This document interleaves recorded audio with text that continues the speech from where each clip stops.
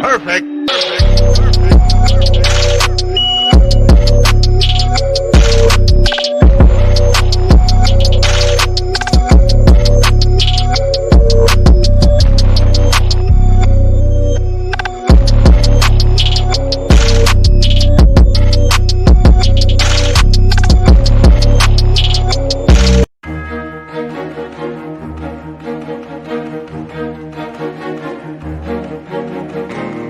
Welcome to Trial and Jury, a trial watch series here on Seymour Lane.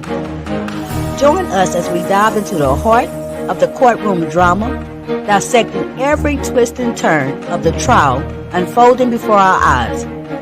As we watch the proceedings together, we'll immerse ourselves in the role of the jury, grappling with the same dilemmas, moral quandaries, and weighty decisions that shape the course of justice. Get ready to deliberate alongside us as we step into the shoes of the jurors and wrestle with the complexities of the law. It's not just about observing, it's about actively engaging, analyzing, and understanding the profound impact of our verdicts. Let's embark on this legal journey together and explore the true essence of justice.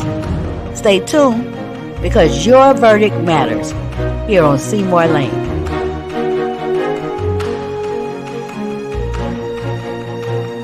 All right, shout out to the new intro. Shout out to the new intro, okay? Welcome to Trial and Jury, a trial watch series here on.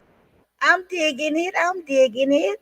Good afternoon, everybody. I see y'all ready for part 4 of today's Trial and Jury. Live trial watch and discussion format. I don't know why I guess I'm still grinning about my introduction, right? So I saw that Jill's Comfort Zone had also got a membership over here. I want to say shout out to you. I think you did that on the last live and I didn't see it. Shout out to Tweety for getting a membership here on Seymour Lane, and shout out to Lisa J. Monet for getting a membership here on Seymour Lane. Of course, shout out to Living My Best Life OG. Thank you for coming through. Hey, Winter. Hey, Kathy. You were just catching on my part 2?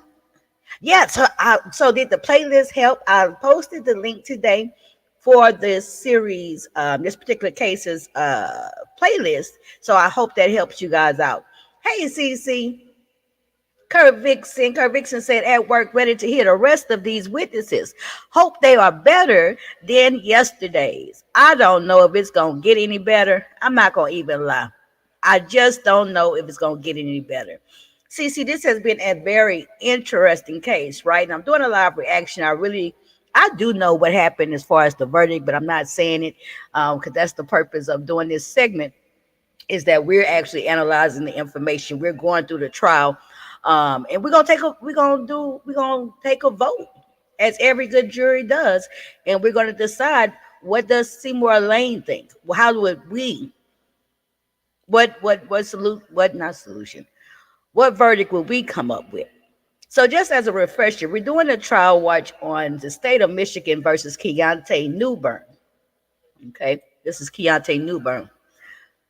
On December 26th, the day after Christmas, 2022. Miss Maya Kelly is the victim here. She lost her life on that day. She had a knock on the door as she was sitting in her house, which was a duplex, by the way, that may factor in. She was sitting in her home that night after Christmas, watching the movies with her boyfriend, Omar, and her 2 young children at the time, ages 4 and 1. There was a knock at the door. Maya goes to answer the door. She peeps through the peephole, and she was shot through the door. Never opened the door. She was actually shot through the door, through the peephole. Several shots sprang out, and that's when Maya Kelly unfortunately lost her life. We found out from the prosecution's opening statement that this case does not have any eyewitnesses with putting eyes on the alleged suspect, Mr. Keyante Newbern. No one's able to say, hey, I saw him with the gun. Hey, Tweety, I saw him pull the trigger. Instead, what they relied on to build this case was maybe 2 or 3 different surveillance and home protection footage, camera footage. They also relied on the alleged getaway driver, Mr. Marquise Welch, his testimony.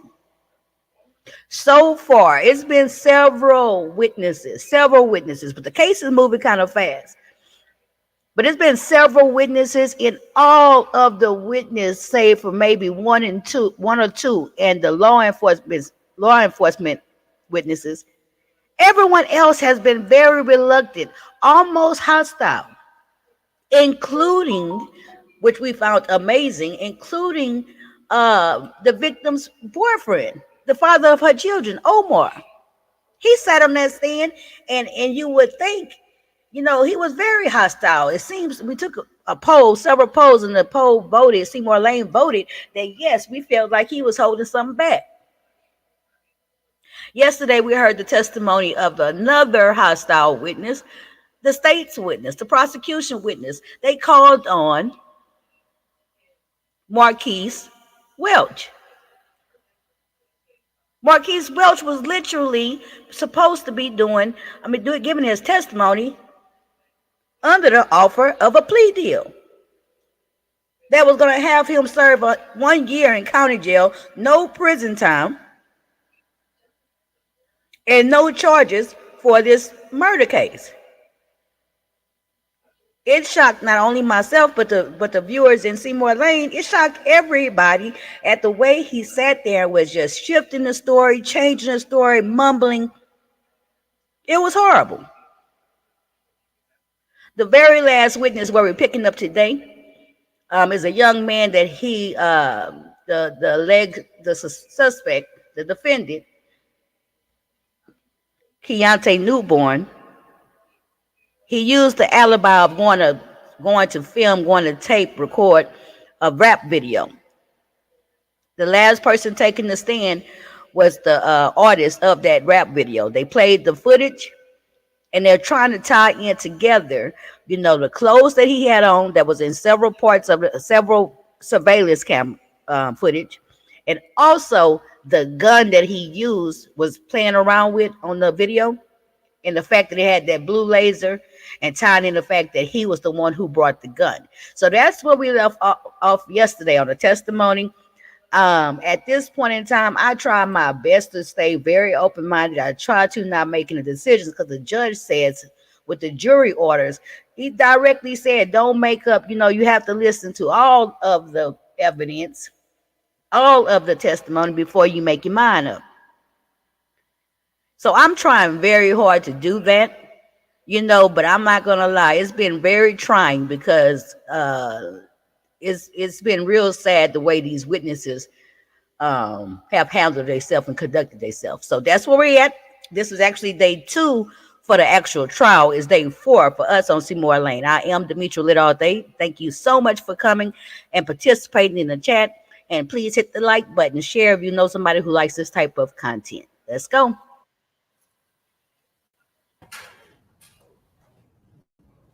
Hopefully you'll talk up today.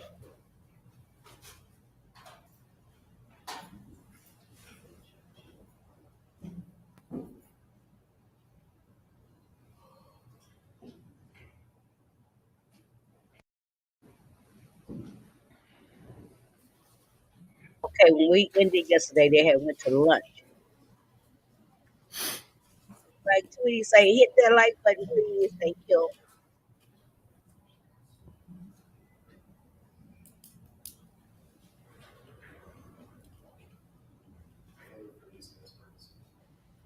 I know. I think that intro music, I had it on it yesterday when I played it for you guys, but the music was too low. And so now that I'm hearing it with the music with the right volume, talk about the intro, it does sound like I picked the right music, right? All rise for the jury, please. Now on the stand is the rapper, okay, whose music video they were shooting that day, which the defendant offered up as an alibi. However, he was shown in the video with the same clothes, and particularly that black and white jacket that All right, be seated, please. that the prosecution is using as evidence. Mr. Kirkhoff, cross-examination. Mr. Smith.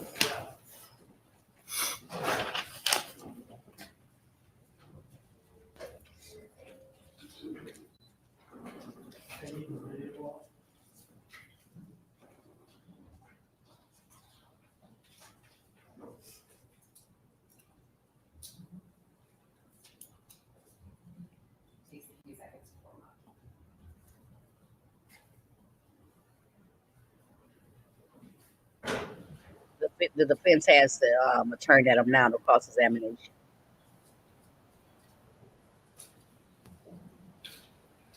This is one of the few witnesses who was actually kind of forthright and speaking up and offering testimony that could actually, like he wasn't hiding something. There's only been two of them that did that. Could you go to 04?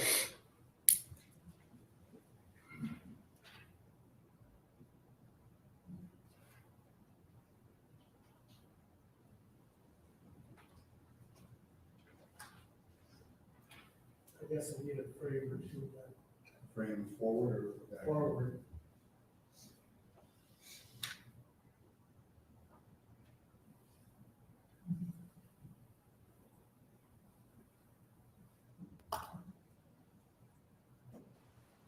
Okay, so what they're doing is trying to bring up the video footage off his Instagram account. And the good news about this particular trial, we get to see the evidence put into on the record. That's okay there. Player, just keep it paused. Let's just keep it. All right. In the middle video, there's a gun, correct? Yes. What color is it? I don't remember what color the gun was. What color is it up there? I can't see it. Can't say. Can you go forward a couple of frames?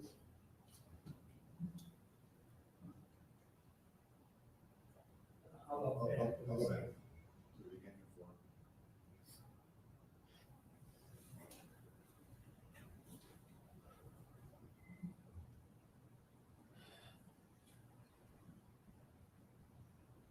Let me add that personally, I think both the prosecution and the defense team is doing a All right, great let's job. go to 10.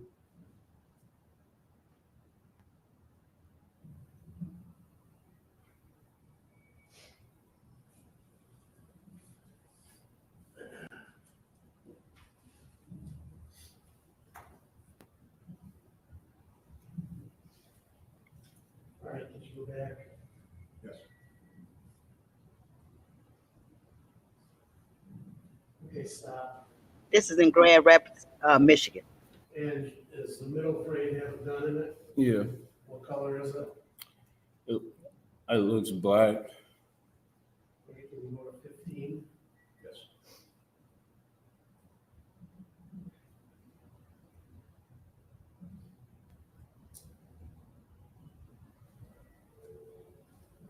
Okay, stop.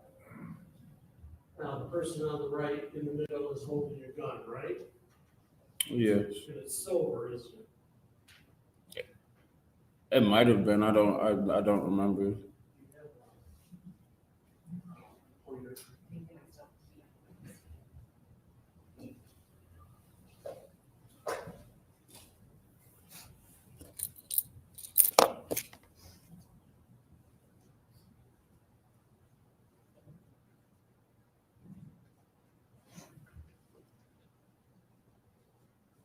Right there. Looks silver to me, doesn't it? I don't. What is the it that he is referring to? That's the gun. Right there, isn't it? That's, I can't see anything. All right, just let's break this down. Go ahead, Mr. Kirkhoff. You see a gun in there, in Yeah. that frame, correct? I know that there's a gun. I can't actually see it with just the shading of the video, but I know that Okay, there's a is it gun. there that I'm circling right now? Yeah, if you say. I don't know why I they understand what the you're evidence saying. I when just it's the don't want other to party say. asking questions. They did I that. can't say that I see it, but I know what you're talking about. I'll Yes. go to 115.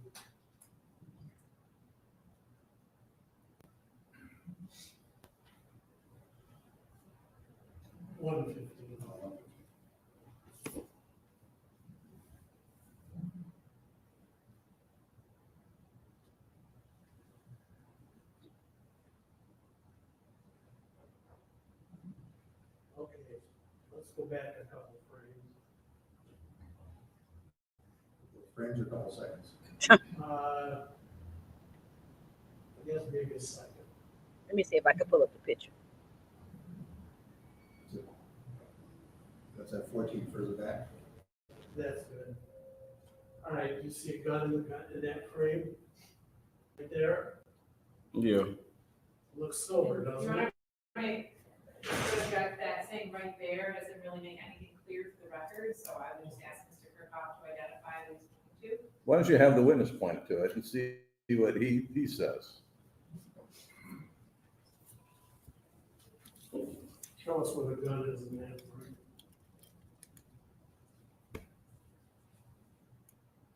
I think it's in my hand right here. All right, and it looks silver, doesn't it? Yeah. Now, you have no idea what time Keyante Newbern arrived to your video shoot, do you? No, not specifically. You don't know how he got there? No. You don't know if he came with anybody? No. And at the end of the night, well, let me back up. Everybody was drinking and smoking, all that during the video shoot, right? Correct. And there was a good party, correct? Yeah. All right, at the end of the night, you were pretty drunk, weren't you? Yes. In fact, you passed out at the end of the night, didn't you? I mean, I went to sleep. Yeah. And you don't know when everybody left, do you? No, I don't know what time they left specifically. No. And you don't know who left, do you? I mean, I know you every- passed out all night, weren't you? I went to sleep at the end of the video. Yeah. When I woke up, I know who was there still, and I know that nobody else was there. Why would? Well, while you're sleeping, you don't know if anybody came or left, do you? No. And that gun got passed around to everybody, one of the black guns, right? Yeah, I believe so. And you saw what looks like a silver gun in here, right? You Yeah. don't remember a second gun? No. Possible. Is what possible? That there was a second gun there that was silver. I get. I don't know. It's far. I've already said over and over again that I don't know the colors of what anything there was. I don't remember that long ago. Well, one gun was definitely black, right? No, I didn't say that anything was definitely black. Well, we went through the video and you pointed it out. You asked me over and over again if it was silver, and eventually I said sure. I've told you that I can't see what color the gun The is. first one I asked you about was black, correct? I don't know. I don't even know what we're talking about anymore. I didn't know there was ever any first or second guns in the first place. Mr. Vet, any questions for Mr. Smith? No, Your Honor. All right, Mr. Smith, you're excused. Thank you very much for your testimony. Okay, All so right, next witness, please. okay, so what I can't believe they waited till after lunch. They could have finished this witness off before the lunch. It was very short. But anywho, you know, the prosecution with this particular witness did a great job because in the opening statement, you know, when he was laying out what he was going to be able to prove in the case, right? He literally, what he's doing now is that he used this witness to give testimony stating that the defendant and the alleged getaway driver showed up to the video shoot. They brought that gun, a specific gun with the laser light, a blue laser light. They never found the weapon, but they found the blue laser light at the house where they picked up the defendant. And one of the officers made note when he was testifying, one of the law enforcement testimonies, they were saying how what was so unique about the gun and their laser scope was the fact that it was a blue laser scope when the majority of the time is red and green. So that was the purpose for this young man's testimony. And quite honestly, he did a good job, the prosecution, of tying that together, because in the video footage that the prosecution showed, they literally showed the gun and they showed that blue laser light. This gentleman here absolutely said that when they showed up, he don't know exactly what time the alleged getaway driver and the defendant pulled up to the video shoot, right? But that he literally said with very clearly that it was no gun before they got there. When they got there, there was a gun, and they used one gun during the shooting of the video. So when he says, okay, I didn't know they didn't have a gun. I mean, okay, I didn't know they didn't find the gun, but they found the laser. Sweetie says, yes, that's true, because who has a blue laser light in their home? Right. I don't know. I don't believe in guns like that. Yes, Your Honor, the people call in a gun society. I am majorly Ladies and gentlemen, I guess I will tell you, we might not be ahead of schedule, but we're not behind schedule. I want you guys might want to know that. All right, thank you. I think they rolling right on through these testimonies. They've had a lot of witnesses, and it all just keeps moving. I think the court, this trial actually ended up last Friday. I think it was. Good afternoon, sir. Why don't you come on over here and I'll swear you in as a witness, all right? Could you please raise your right hand? You swear to tell the truth, the whole truth, and nothing but the truth, so help you God? I do. Very good. Have a seat, please. Go ahead, Mr. Pravat. Thank you, Your Honor. Okay, who is this? Good afternoon. Hello. Could you please state your name for the record and also spell it? Brad Cutright, Cutright. Thank you. How are you currently employed? I'm a police officer with the city of Grand Rapids, How long have you worked in that capacity? 17 years. What was your assignment back on January 12th, 2023? I was assigned to the general case detective unit. Can you please describe for the jury how you first became involved in this incident for which we're here in court? I was made aware of a search warrant, I believe on 36th Street, and they needed other detectives to assist with the search warrant. And were you one of those other detectives who assisted? Yes. And what was the location of the search warrant that you were going to? I believe it was 644 36th Street Southwest, Is that in the city of Wyoming or Grand Rapids? Wyoming. And do you know why you were searching that location? I know it was directly related to a recent homicide, and made aware that the suspect may stay there. So there was an association with the suspect at that address? Correct. And how many officers responded to the scene on that day for the execution of the search warrant? There were several officers. I believe there was, you had tactical teams doing the search warrant. But in terms of inside the apartment searching, I believe it is 2 detectives and a detective sergeant. And you were one of those that went inside the apartment, is that correct? Correct. Can you please describe to the jury which areas of the apartment that you searched? I searched, there's, if I recall, 2 bedrooms. I searched both of those bedrooms. Can you please describe to the jury what you located as possible evidence in this case during that search? One bedroom, it looked like the people who used that apartment slept there. There was a bed, all kinds of They end up picking it up at his grandmother's house, but of course. A baby crib. And in that room, I located a Michigan ID to Mr. Newbern, a University of Michigan winter cap, mail addressed to him, and I believe an asthma inhaler in that bedroom. The second bedroom was pretty empty. It had some articles of men's clothing, and in the closet, a lot of baby clothing, like on hangers. And on the shelf of that closet was a gift bag with some baby clothes in it. Inside that was a laser gun sight. And boom, I go to point for his testimony. Correct. And where The was laser it gun located sight. in the closet? All right, On, so top shelf just inside the starting. closet. How many bedrooms were in that apartment? As I recall, I believe only 2. And you were involved in the search of both of them? Correct.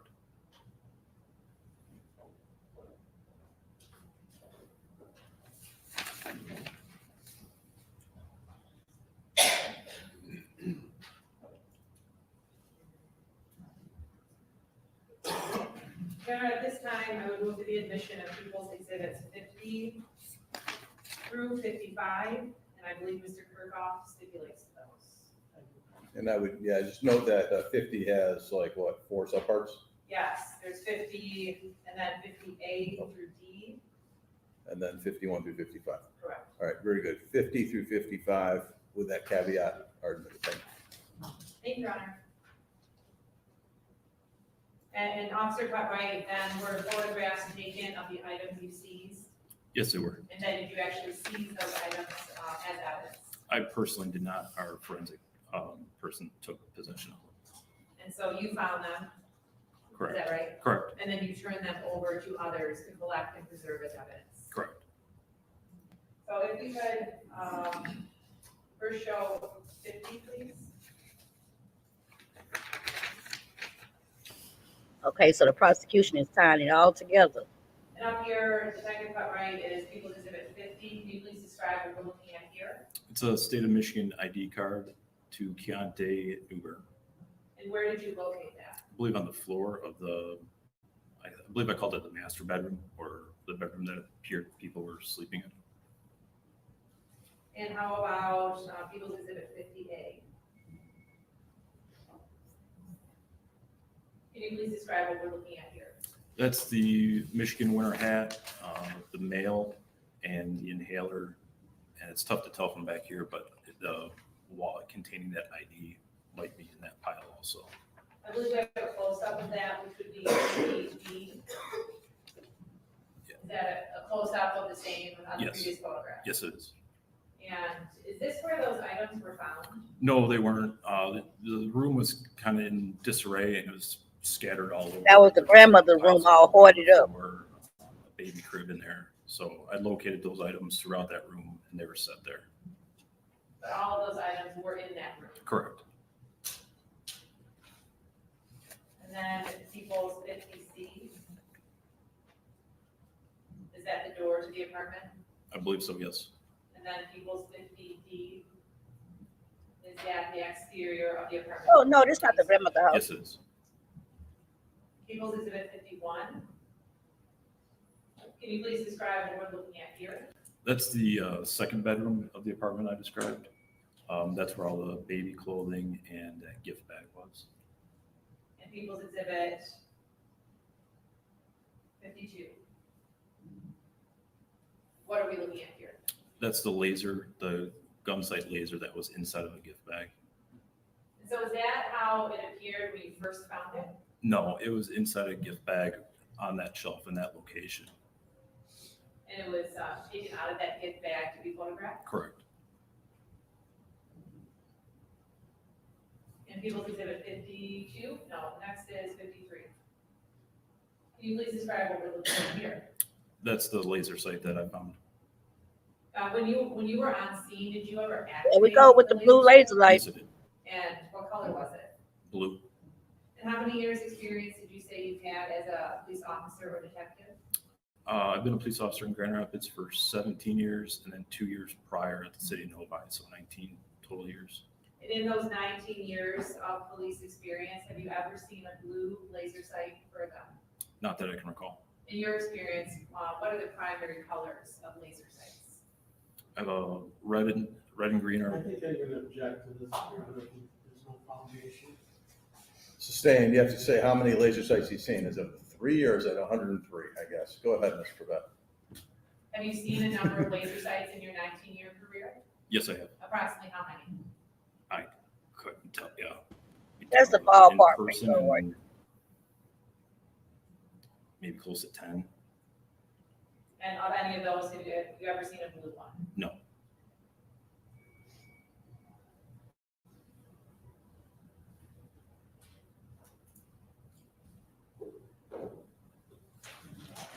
And may I approach the witness, Your Honor? Sure. First, I'll show Mr. Kirkhoff. I'll be showing Detective Cook by people who give us 54 and 55.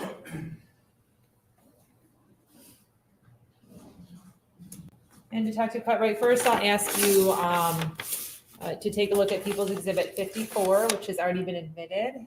But if you could open that envelope and show it to the jury, and there are some gloves there if you want them.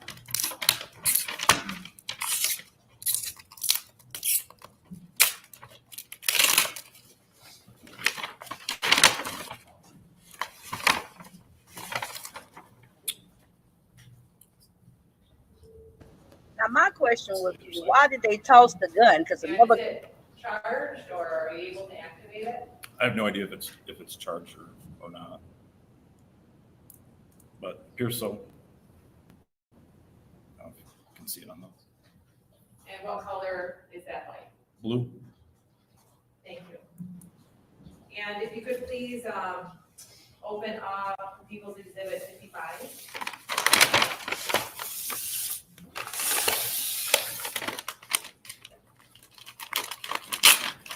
And the question is, if it's done, why keep the laser?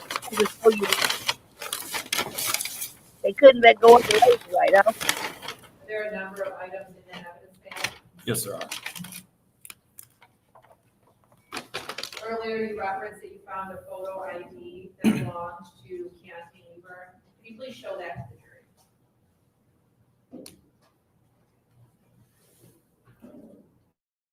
And is that the wallet that we previously saw in the photograph? It is. And in there is a Michigan hat that you collected, also in that bag. Yes, it is. And were you involved with the search of any other rooms at 36th Street? No. And did you find any other items of possible evidentiary value as it relates to this case? No, I did not.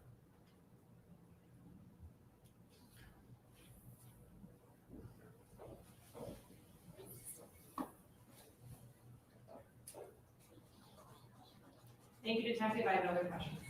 Mr. Kirkhoff, any questions? Right to the point, cross-examination. Have you ever checked to see how many colors laser sights come in? Into where, sir? How many different colors you can buy a laser sight? No, I have not. Are you aware you can get purple ones? I'm sure you could. I don't know. You ever taken a survey as to how many are sold? No. And what color? No.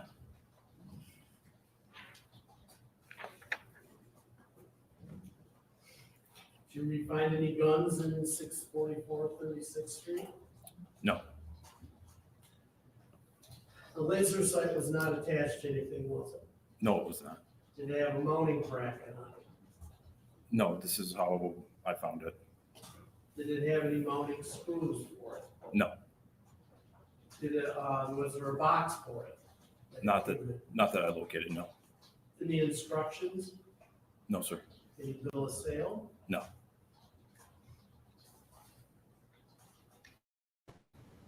Excellent. Mr. Babette, anything else for? I think the defense is doing such a great job. Just for you guys who may have just joined in and hadn't been following, reminder for you guys who've been following the case. Hey, Diamond. Yes, Your Honor. I'll wait. And so, Detective, with the, you still have the laser sight in front of you, right? I do. Is that in the exact condition, in which you found it? Yeah, yes it is. Does anything look different about it? No. I like your new avatar. Thank you. Anything else? Okay, so while they're dismissing this, Okay, Detective, we're all set with I want to testimony. say You're this. excused. Okay, Thank so you. during the defense's opening, Okay, I don't know if you want to collect that evidence. he made from the there. point that all he had to prove, Probably a good idea. in this case, is reasonable doubt. And he's been doing an excellent job of always bringing reasonable doubt. The defense attorney so far, he is very succinct. He's very quick to the point, and he always sets up reasonable doubt. Always. He attempts to, and you see that's what he's doing. He always leaves a question like, okay, so you don't really have proof. And that's what he just did about that laser.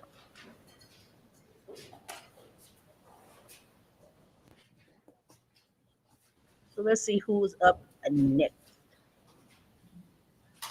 Look like another law enforcement agent.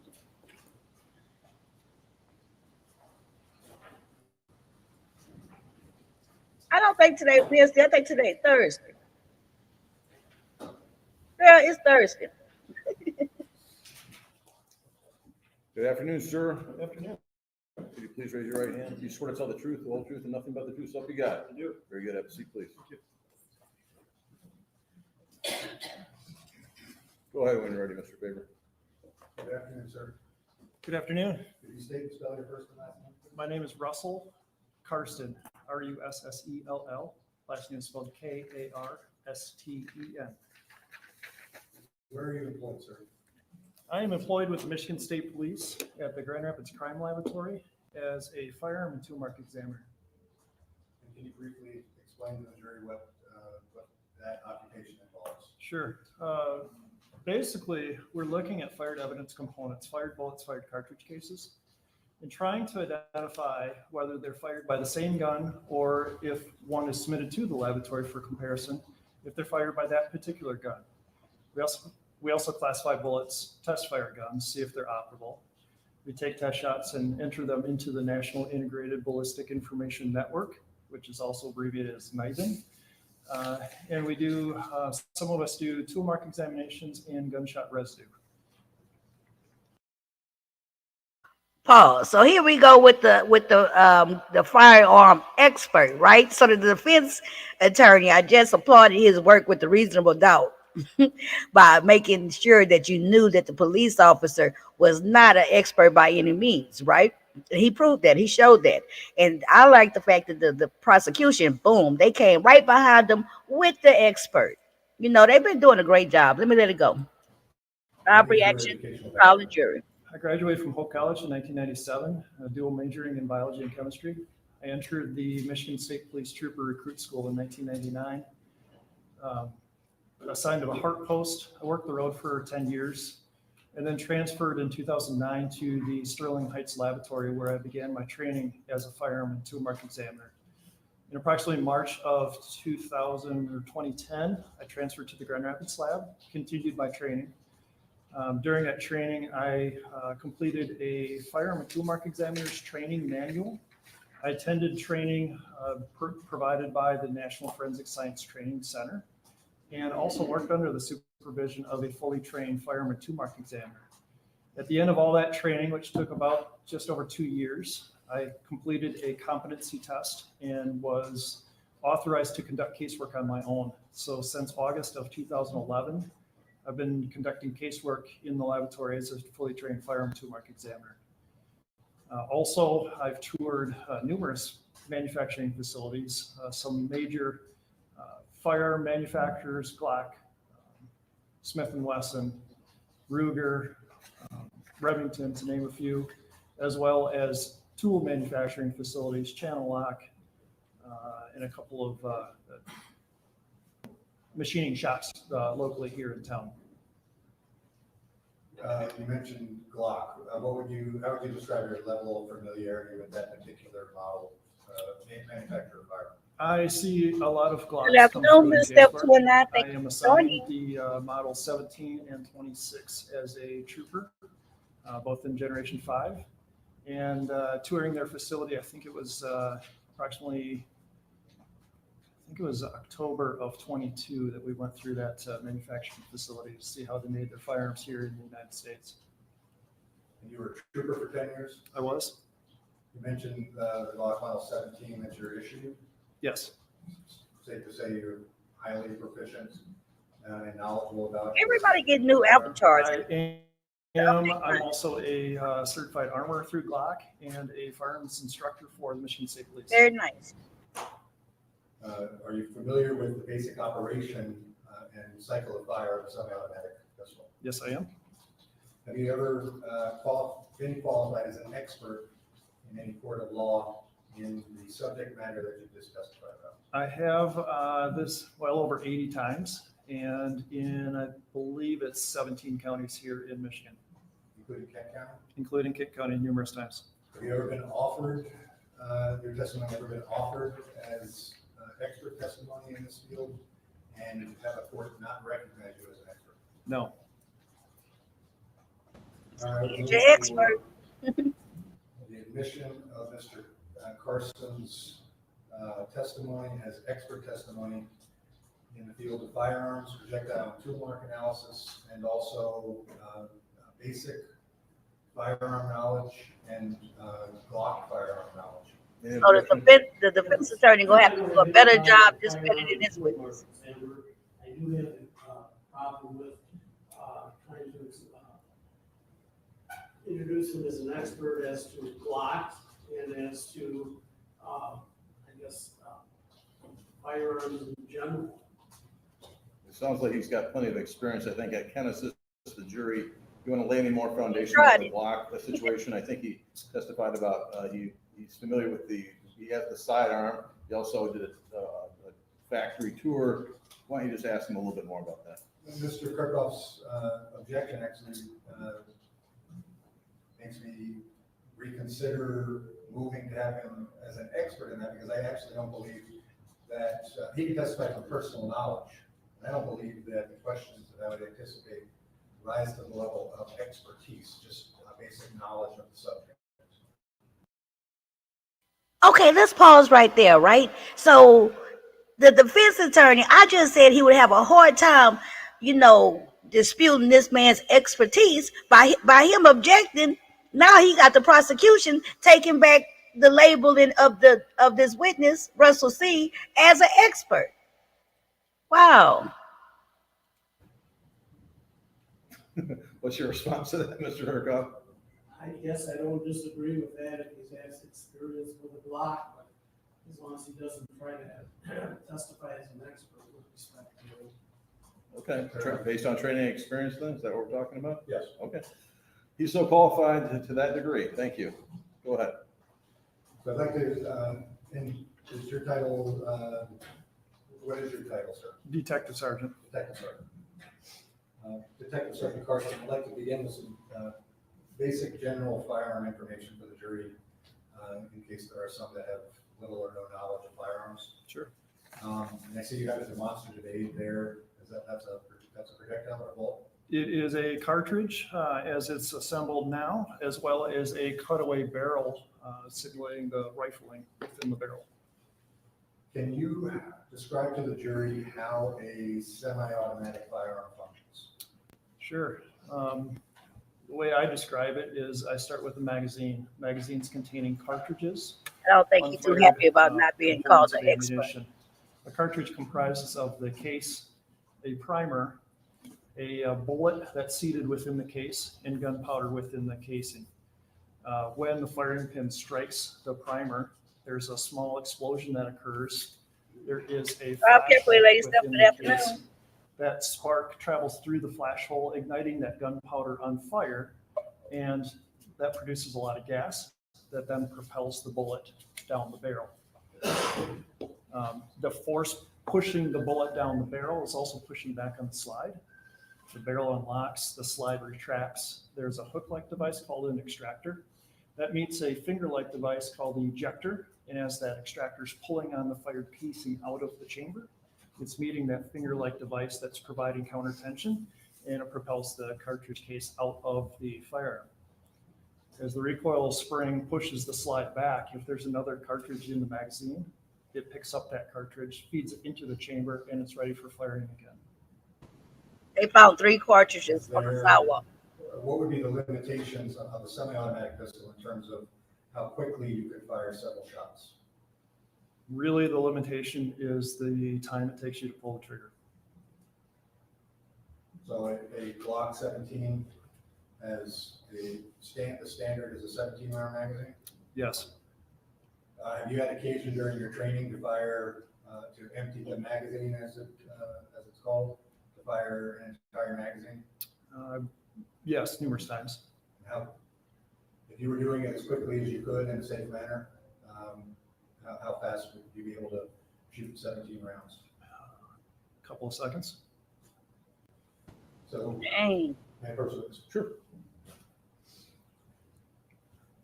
So if I understand your testimony correctly, when you pull the trigger, the firing pin strikes the primer, igniting basically a spark, Yes. causing a combustion inside that builds up pressure. Yes. The pressure propels the projectile down toward its target. Yes. The shell casing, you testified, ejects out of the gun automatically as the slide cycles. Yes. Is there, all right, so if I were shooting a semi-automatic pistol, such as a Glock, and I have the pistol oriented in a properly trained fashion with the barrel not turned sideways and oriented basically horizontal to the ground, is there a direction as you're firing that a standard semi-automatic pistol is going to eject the brass? Generally to the right. So it would come out of the pistol. If I'm aiming down this way, it would come out to the right. Yes. Okay, so he tied in those cartridges, those 3 cartridges they found on the sidewalk. at the scene of the incident. Did you receive evidence from the Grand Rapids Police Department in reference to the case that brings us to court this week? Yes, I did. And describe to the jury the items that you received. 3 fired cartridge cases and 1 fired bullet.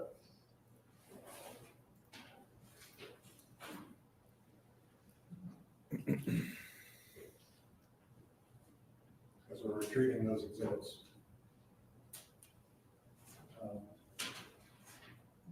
Did you prepare a report in relation to the items that you received and the analysis that you did? Yes, I did.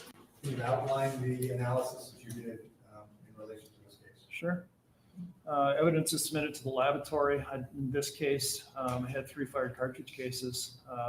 I broke those down, entered them into the computer database, gave them each a description, and then completed a worksheet recording certain information about each fired cartridge case: caliber, head stamp, any damage noted.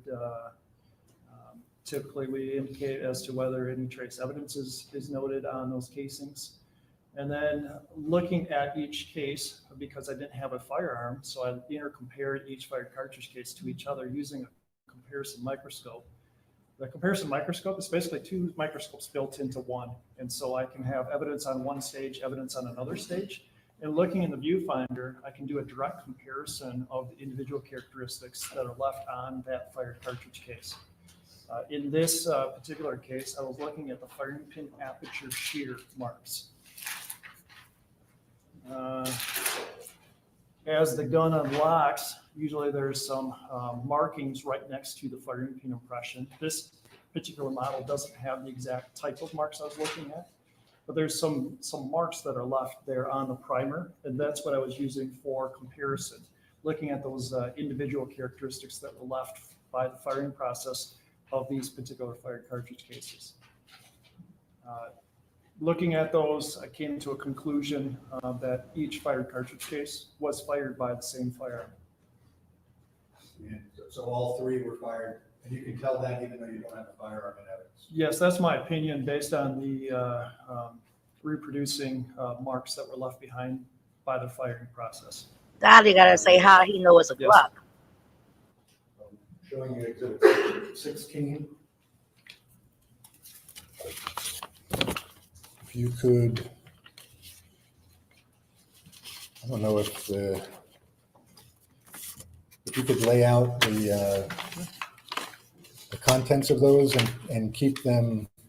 I don't know if there's a way to match them up to an envelope, so keep them with the envelope that they came in.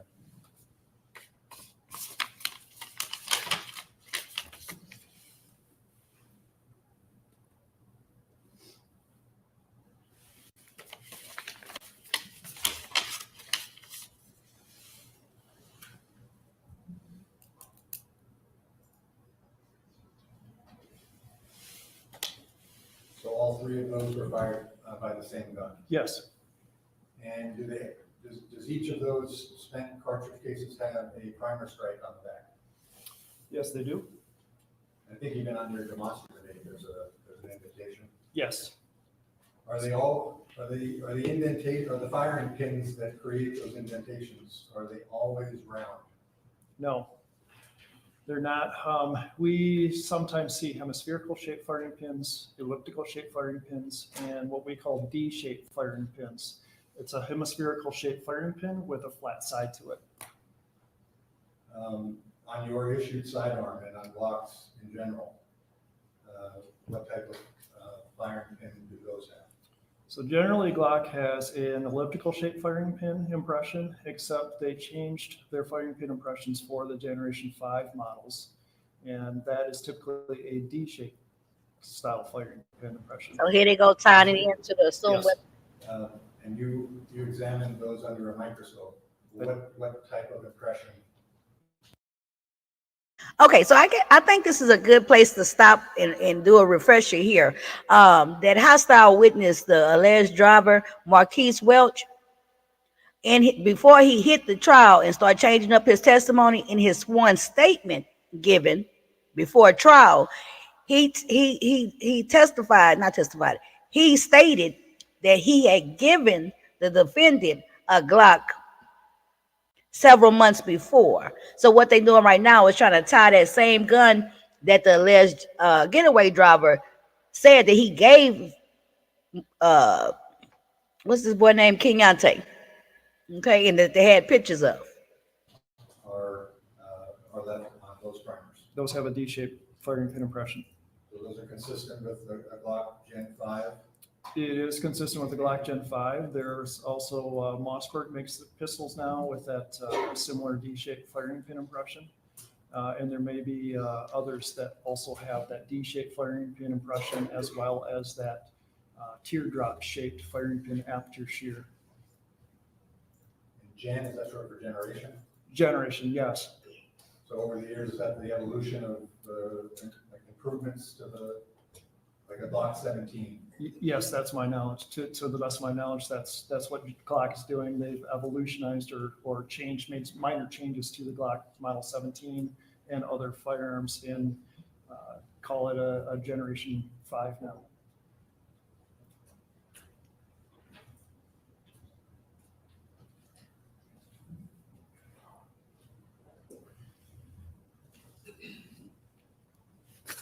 Exhibit 59, it has a biohazard sticker on it. It's not. It's not? It's not. Okay, if you're comfortable opening that Yes. up. It's supposed to be the bullet. Do you have scissors?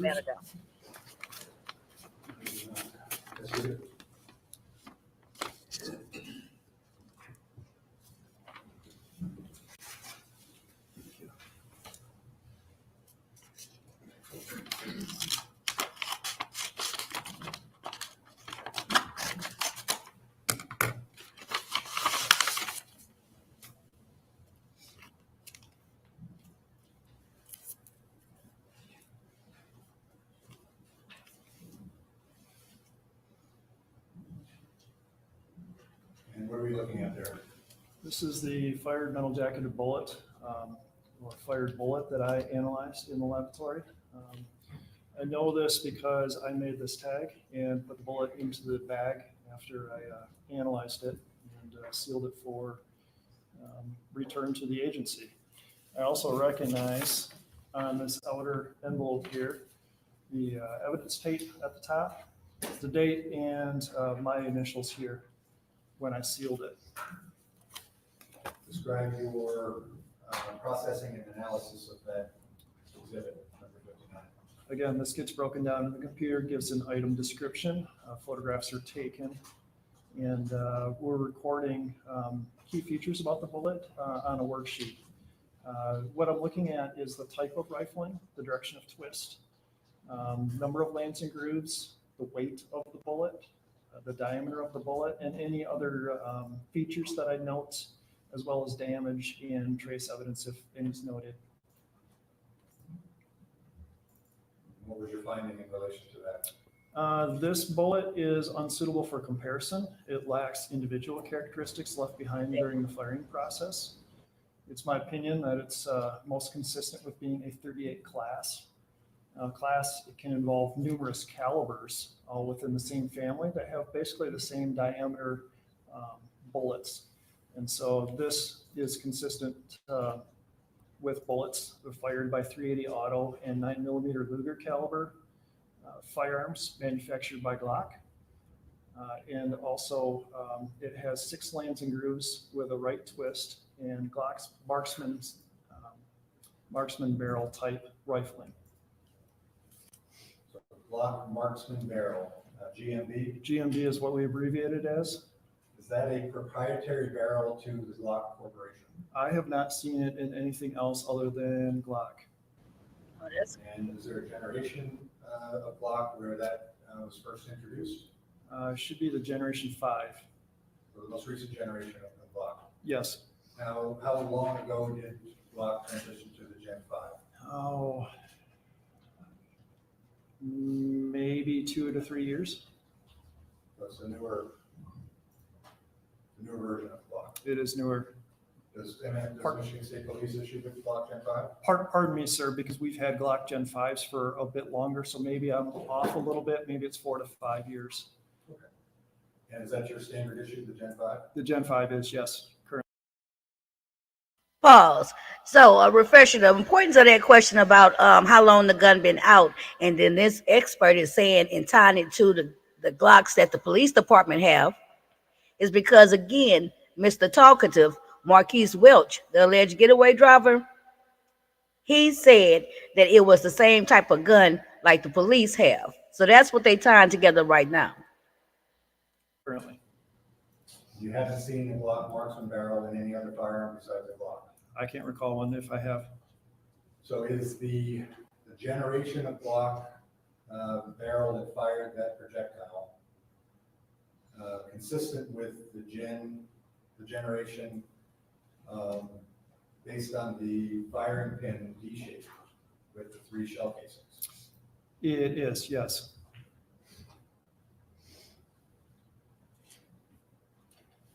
Is there any way to tell, well, before I ask you that, 38 class of projectile, that's based on, it's not a complete, is that an almost complete projectile? It is nearly complete. Yeah, there might be just a little bit missing. Right. That's why I'm glad y'all see what I'm doing. I'm trying to tie it together because these experts, they experts, but they be boring, and they kind of hard to follow because they talking so in depth about their level of their area of expertise. But right now, that's what the prosecution is doing. The prosecution is setting out the case to tie in the gun, which was the Glock with the laser, the blue laser. He tying that in to the fact that the alleged driver, Marquise, said that he had given that gun to the defendant several months early. He also testified that, now he did testify that way. He stuck to the story then, that it was a gun like the cops had. And then they trying to tie it all to the fact of that blue laser, which is supposed to be unique. All right, so I'm gonna try to give refreshers here and there as I can. I noted in my notes from the nose area. And 38.38, is that in the 0.3 of an inch? It's actually just a hair smaller than that. It's I measured this bullet diameter as 0.357 thousandths of an inch, but fits within that 38 class. So you can get lost in all that talk right there. Bullets lie is right around 355 thousandths of an inch. And 9mm, it's obviously in a metric system. Is that what would be the conversion to in inches? I would have to use a calculator or Google search that one. It is consistent with a 355, 357 thousandths of an inch bullet diameter. And of course, they trying to match the cartridge and that bullet up to that By type. diameter, do you mean the distance across the back of the round? Or is it the front? What I mean is the bullet diameter of the bullet here.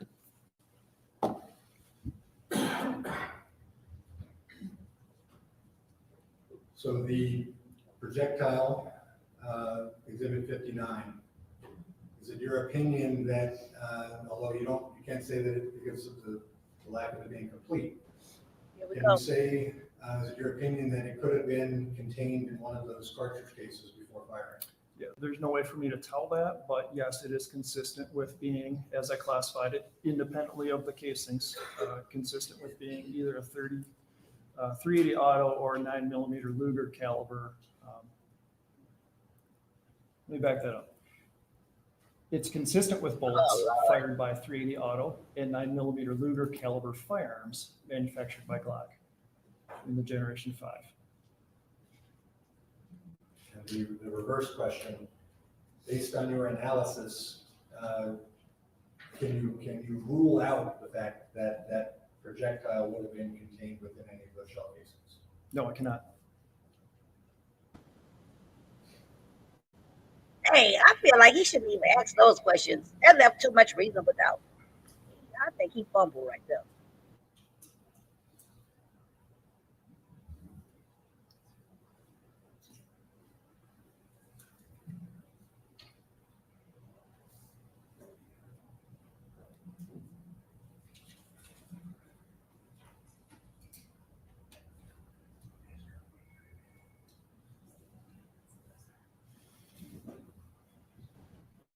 think the defense attorney gonna get up and ask one question. Can you say this is the gun, what gun it came from?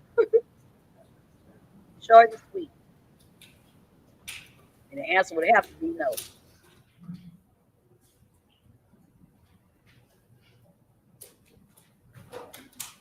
Are you familiar with weapon-mounted lights or lasers? Somewhat. When you say someone, you have Oh, Lord. training in the use of weapon-mounted items underneath the barrel of your gun? I do. I see them coming through on casework. I also have a flashlight installed on my Glock 17 Gen 5 pistol. Glock 17 Gen 5? Yes. Is that the same as the issued sidearm for the Great Arms Police Department? I believe it is. I hate that answer somewhat.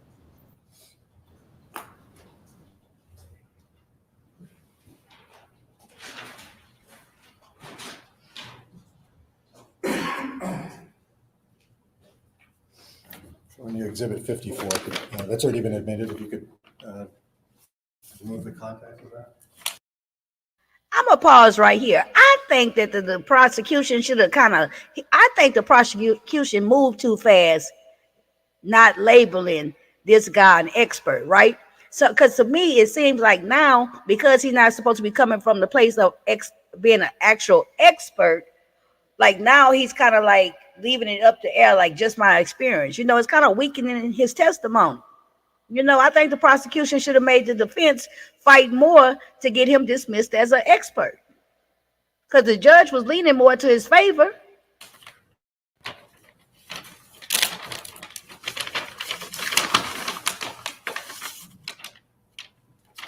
Just take a moment to familiarize yourself with that exhibit. You see that, huh? What is that, sir? This looks like a laser, I call it a laser sight. Does it have a? Oh, do I need to cut it down? system for Cut it down, mounting so. on a Okay. pistol? It does? Can you describe how, well, actually, I got a new I have microphone here. an inert plastic training Glock 17 that I think would be useful as a demonstrative aid. I don't have a problem with that. Mr. Kirkhoff, you have a problem with that? Yes, because there has been no. Of course he has a problem with that.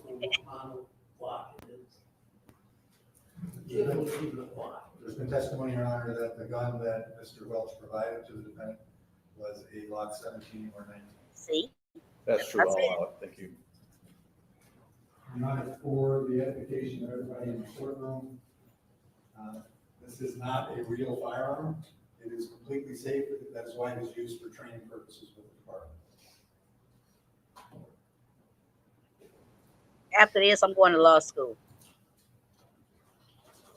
The records I've been showing defense counsel, the inert training gun. Probably have these with MSP, don't you? Actually, I don't. Guess you get on the ball with that.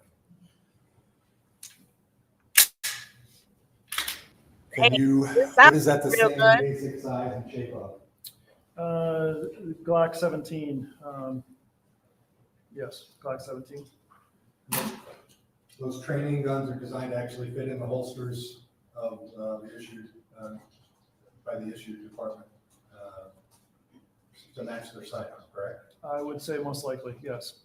Does that have a rail system? It does. What I'm looking at is this rail mounted on front of the frame, and it's got a slight groove or indentation, dovetail even, if you will. And there's also on the bottom side here a little slot.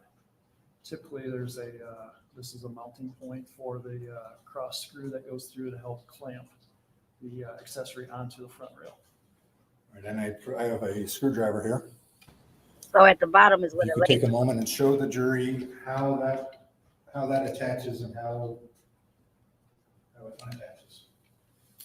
So there are two small clamps on the top of this rail type system that's going to clamp around the frame.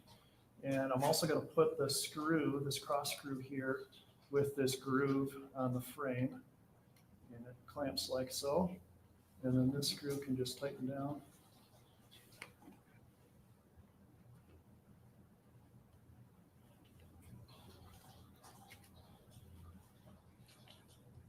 again, I go to wonder why they didn't get rid of that Fairly secure that on the front laser of this frame.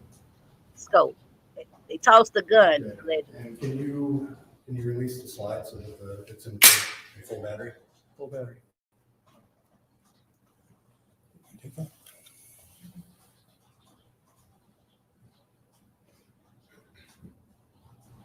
When being cheap goes wrong.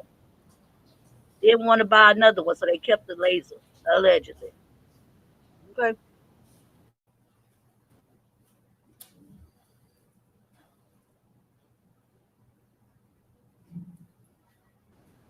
And don't forget, they found the laser hidden in a child's bedroom. And with this Right. attached, can you demonstrate how one would activate the laser? So generally, you can use your index finger and activate the laser that way. Or as a support hand, you can throw your thumb forward and hit the laser on the other side and activate it that way as well. And I don't know if everybody saw that. Could you project it onto the wall behind you, sir? Sure. Is it okay if I stand up? Yes. So using your index finger right alongside the trigger and project it that way. What color is the laser? It looks like a bluish purple. The way I hold the gun, train to hold the gun across support hand, extending my thumb forward, and also hit it like such. Dang, that's a big old laser light. Golly, I thought they'd be little.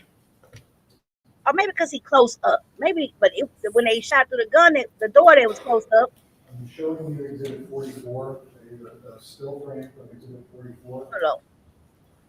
Okay, let's answer Lady Steph's question. Let's see. Oh, I missed that part. So they found the laser in what child's bedroom? At some apartment that he be going to, yesterday, well, y'all don't need the whole backstory, but y'all know I'm redoing some stuff. I lost access to some stuff. So today I finally got the right extension where I can pull up these pictures. Yesterday I was just taking screenshots and never mind all that, but it was an issue. So let me show you where they found the laser. Now that I have the proper tools, or the ones I'm more familiar with, boom, right here. Okay, can y'all see this? Yeah. So this is where they found the laser at some apartment that I can't remember exactly who apartment, but not the grandmother house, but at an apartment that the defendant is associated with. They found like an ID deal, that little wallet thing, something separate. They found the laser. They found that Michigan hat, and they found the laser right here in this child's closet. And they got another picture. Let me show y'all. Let me see. I must didn't take the doggone picture. So yeah, that's where they found it at, in their closet. Up at the top where that 2 is at. Hidden under some stuff. So definitely they didn't want it to be found. But let's continue. They did that doing a search.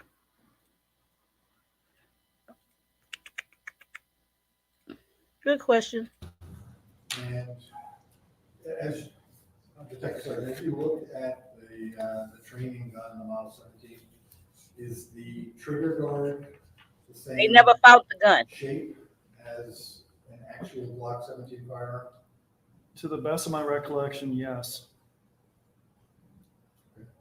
And show the jury what I mean by trigger guard. It's this portion right here, and this shape where it comes to almost a point in the front is, to the best of my recollection, that's what it looks like. Now showing you, that's still shot from exhibit 44. And there's actually a slight curve as you approach the base. And there's what is this on the trigger? What's this little nub? That's a safety. It's a little lever that your finger needs to push. Oh, There's I think a I knob know on where the they back going of with that you can't pull the actual trigger unless you clear that front projection. And then it allows the trigger to actually move backwards and get pulled. Okay, so I think what he's trying to do is make the case. I think the prosecution team finna say, would the gun would the markings on the bullet be different with or without a laser? Let's see. As you look. That's going to be a strong point if so. As you look at this exhibit, what I'd like to do is direct your attention to It's the music video footage. this object right here, sir. Sure.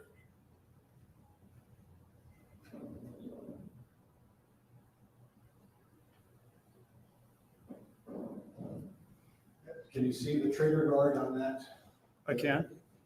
And obviously you don't have the benefit of having that actual firearm to examine. But as you look at that, does it look like there's a laser or an attachment affixed underneath the rail? It does look like there's something attached. From this vantage point, I can't say for sure what it is. And is there anything dissimilar about the trigger or the trigger guard from the Glock on the 17? Not that I noticed. Now, the last witness say he couldn't see nothing. He couldn't tell the color of the gun. He couldn't see nothing.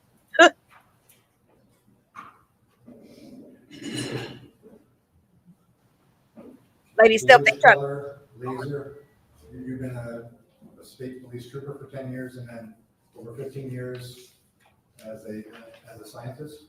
Yes. How often have you seen a blue laser on a gun sight? Honestly, this is my first one.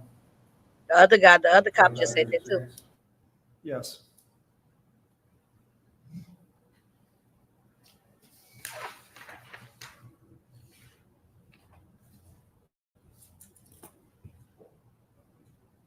Thank you, Detective Sergeant. I was gonna say, stop right I there. just want to, Pause. Okay, so hey Jill, I wanted to tell you thank you for becoming a member over here. I saw it after the last live. So what happened right here, Lady Steph says, yeah, because I'm sitting here thinking, how does this laser become important to the case? That is not what killed the victim, but I guess they will uncover it. What the reason why the laser is important, in my opinion, is because they can't find the weapon, right? They can't find the weapon. However, they can tie this laser to the defendant, and then they also tie all of that. They tie the laser to the defendant, the music video that the defendant used as the alibi to a Glock with that type of laser. And all of that comes together with the testimony that the alleged getaway driver, Marquise Welch, gave the defendant the gun. So that's how they trying to use the what's called circumstantial evidence, because they didn't find the weapon and nobody put the weapon in the defendant's hand as actually pulling the trigger. But they can put a Glock with a laser in the defendant's hand. They can put the cartridges and stuff as being consistent with that type of gun. So that's how it all plays together, you know.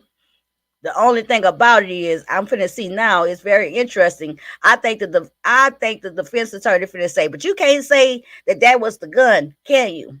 No. No further questions. Let's see. clarify one thing. I think maybe it's obvious, maybe it isn't. So I'm sorry, I'm getting you kind of talked about you got 3 casings in 1 bullet, right? Yes, sir. You said it's not complete, right? You said the bullet was not complete. Correct. There might be some missing off the nose I had noted. Because after it's fired, when it hits something hard, it'll damage the bullet, right? Yes. That's why it's not complete. Yes. The Whether it's judge a asked. steel door or a human body, right? Yes. All right.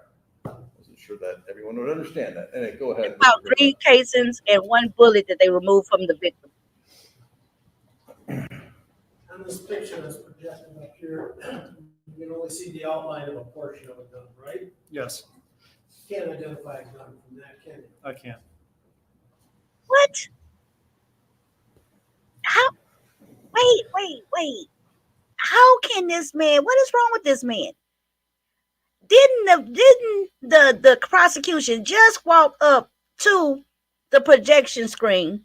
He held the training gun up to the screen, In the officer, the expert just said that he can see that it was something attached to the gun. So why is he now, when upon cross-examination, saying that he can't tell it was a gun?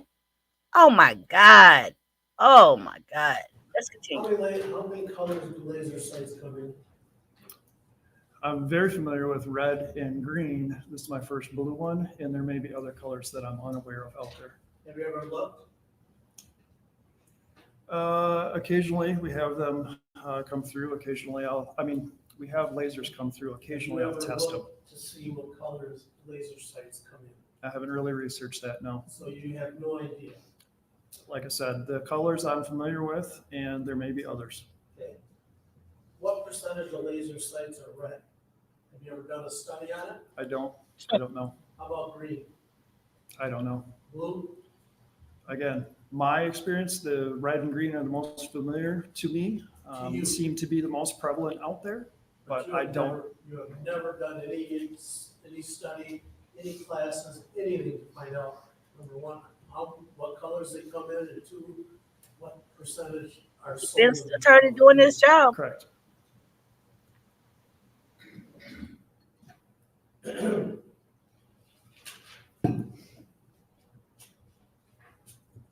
Now, this cartridge that you have that has been, excuse me, the fired bullet.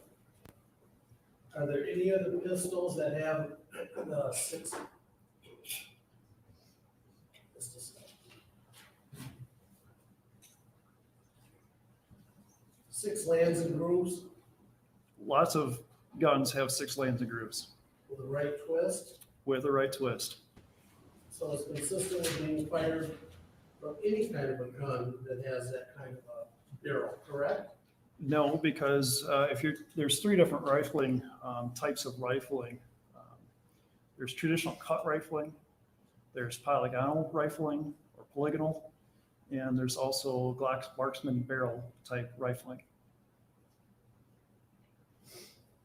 But you said there are other manufacturers that use 6 lands and grooves with the right twist, correct? Yes. What further limits that is the type of rifling with the Glock marksman barrel type. Is this fired from a model 17 or a 19, you know? I don't know. There's no way you can tell, is there? Unless I have a gun for comparison and individual characteristics left on the bullet for comparison, I can't tell. How many Glock 17s have been sold? I don't have a clue. How many Glock 19s? Lots. How many Generation 5 Glock 17s have been sold? Lots. 19? I'm sure lots. So there is no way you can, without having that gun itself, you can't say what gun shot that, correct? I can't. And there's literally millions of Glocks out there, right? Yes. Ooh-wee. Good job with that. Anything else, Mr. Faber? In your expert opinion, that projectile was fired by a firearm that had a Glock marksman barrel. Yes. No further questions. Anything else, Mr. Kirkhoff? No question. All right. Now, Thank you, why sir, did for the your defense attorney object to him saying in your expert opinion? Okay, I think he dropped the ball right there. You know, I love how I know I sound kind of excited, but at this point in the case, everything that from the prosecution's opening statement, that's what they're doing now. They tying together what they're attempting to do is tie together all the circumstantial evidence, right? And it's just amazing. The defense attorney is a one-man team over there, and he's doing an excellent job tearing down everything they put forth or attempting to. Next witness, please. People call Dr. David Starr.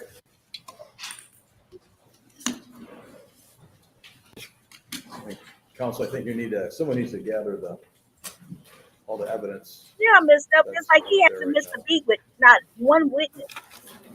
He's always bringing in some kind of good point. Not just take away or minimize testimony that's given by the prosecution.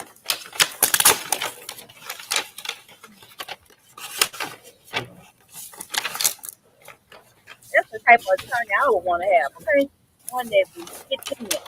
Don't just sit back and let everything fly. Oh, it's Dr. Stark, why don't you come on over to the witness stand? I'll swear you in as soon as we get the. Lady Steph say, I won't be surprised if Keyante goes free. Right. Good. So that means you have not looked into it. Good afternoon, doctor. Please raise your right hand. You swear to tell the truth, the whole truth, and Just nothing says, but the yeah, I truth, was so help you God. about to attempt it, Very good. Have a seat, please. but Go ahead, not Mr. really Vet. that effective to me so far. What do you mean, Winter? Tying the case together? What do you mean by that? If you don't mind, you can tell me what Good you mean. afternoon. Good afternoon. Could you please state your name for the record and also spell it? Yes, it's David Allen, ALAN, Start, START. Thank you. How are you currently employed? I'm employed as a forensic pathologist and medical examiner at Corwell Health Blodgett Hospital in Grand Rapids. How long have you been employed in that capacity? 28 years. Can you please give the jurors a description of your daily activities in that position? Yes. So my job as a forensic pathologist is performing autopsy. Okay, so right now I'm going to go ahead and say, then we go ahead and give this trigger warning. Okay, this is a medical examiner. I can only assume that he may give some testimony that some people may find disturbing. And if they do put up any type of photos, I will be putting up the screen just in case they reference a photo. I'm gonna go ahead and put up the trigger warning screen in order to, abide by YouTube's rules. Okay, so let's see here. The reasonable doubt portion. Okay, so you saying the reasonable doubt. So yeah, let me see what you said. Yeah, I was about to say attempting, but not really that effective to me. So he's attempting at reasonable doubt, but in your opinion, not very effectively. Okay. But we can definitely say nothing beats a failure but to try. He is definitely attempting. Let's see. All right, let's get into this medical examiner who did the autopsy Of individuals who die of violence, car crashes, gunshot wounds, drug overdoses, any number of non-natural type deaths, and also to perform autopsies of individuals who die suddenly and unexpectedly who are otherwise healthy and may have died of natural causes. These autopsies are done under the jurisdiction of the medical examiner with the purpose of determining the cause and manner of death, as well as documenting injuries, determining natural disease, obtaining specimens for toxicology testing. Can you please give the jurors an idea of your education and your training? Yes, so I went to college at University of Oklahoma, graduating with a BS in chemistry. That would have been in 1986. After that, went to medical school at University of Texas, Southwestern Medical School in Dallas, Texas, graduating with an MD in 1990. Okay, when After you that, say so reasonable doubt, residency in it has to anatomic have and one clinical thing that pathology, really drives sometimes home referred to as to you general reasonable doubt. pathology. That was at University of Michigan Hospitals Okay, I in see Ann where Arbor. you're coming from. That was from 90 to 95. And then 95 to 96, I did a fellowship in forensic pathology at the Dade County I'm still Medical leaning Examiner's towards guilty. Office in My Miami, dog goes Florida. Okay. And following finishing the fellowship in forensic pathology, came to Grand Rapids and have been at Blodgett Hospital as a forensic pathologist since that time. Let's see if the defense attorney gonna get him ruled as not an expert. I am, yes. And are you board certified? I am. I'm board certified in anatomic, clinical, and forensic pathology. How many autopsies have you performed? At least 6,000. Can you please tell me Dang, what 6,000. Yes. So an autopsy is an examination. It initially begins with receiving some information as to why the person is there for the autopsy. So we get information from a medical examiner investigator that may have gone to the scene where the person was pronounced dead. Sometimes we have people that die in the hospital, so we get medical records. We also may get some information from the police if the police were involved with the death scene. So I review that brief information, and then the autopsy begins with an external examination. And then if on external examination, it looks like the individual may have gunshot wounds or stab wounds, then I'll obtain x-rays to image the body in the areas where the injuries are located. The x-rays help me to be able to find bullet or bullet fragments, or in the case of a stabbing, if part of the knife is broken off within the body, it helps me find those pieces of evidence. So after x-rays are obtained, then a complete external examination is performed. We make note of any sort of articles of clothing that may be present. I will, if evidence needs to be collected, such as fingernail scrapings, that's done before the body's cleaned. After the clothing is inventoried, the body's cleaned, external examination is performed. Photographs are taken with particular emphasis on where the injuries are and documenting those injuries with photographs. And then a complete internal examination is performed. And that's done through what we call a Y-shaped incision through the chest and the abdomen, reflect the skin outwards so that I can gain access to the internal organs. And the purpose for that is to, again, to determine any sort of Okay, so injuries this is that may about be to be a present snooze in the fest. internal organs, as well as document natural disease. The neck is examined as well through incision up underneath the skin to gain access to the neck organs. And then the brain is examined through an incision in the back of the head where the scalp is pulled forward so I can examine the inside of the scalp. And then the top of the skull is removed so I can examine the brain, again, to document injuries or natural disease. Have you ever testified as an expert witness in a court before? I have, yes. Approximately how many times and in which courts? At least 400. Most of my testimony is here in Kent County, but I do autopsies for several counties in western and northern Michigan. So I've testified in counties in the Upper Peninsula, for instance, Marquette, Iron County. I am really waiting to and give the counties as far attorney south as try. Berrien County, Branch County as well.